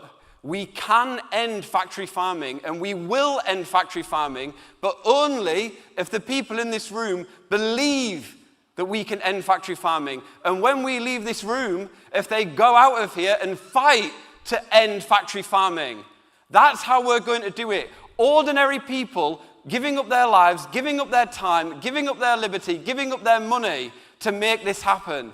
That's how every single social movement in history has won. And that's how we are going to win. So good luck and get fucking to it. Good lad. That was a great closing talk for the conference, honestly. There's a lot of good stuff in there. He's a very good speaker. And I appreciate his graphs as well. Love a good graph like that, you know. Oh, goodness me. Right, well, I'm glad those talks are going up. And that also means that my Vegan 2.0 talk, which caused much controversy, is going to soon be on this channel. I haven't obviously seen it back yet, so I'll definitely watch that for next stream if it's out. Which maybe will be this Sunday. I'll be around this weekend, so yep, no reason why I wouldn't stream on Sunday. But I gotta leave it there now, because I have a meeting. So we'll leave it there. But I appreciate you guys for watching. Thank you so much for being in the chat, for taking part, and for believing that we can end factory farming. You can get those Project Slingshot tube ads for a $5 a go. Seems ridiculously good value. Get over to projectslingshot.com to support that campaign. And find links in the description to other things that you can do to give more, share more, and do more to help more animals. My dog is wandering under my bed, which is going to spell trouble. So I'm going to go get him. I'm going to go to my meeting. Thank you all so much for being here, guys. I appreciate you all, and I will see you all next stream. Cheers.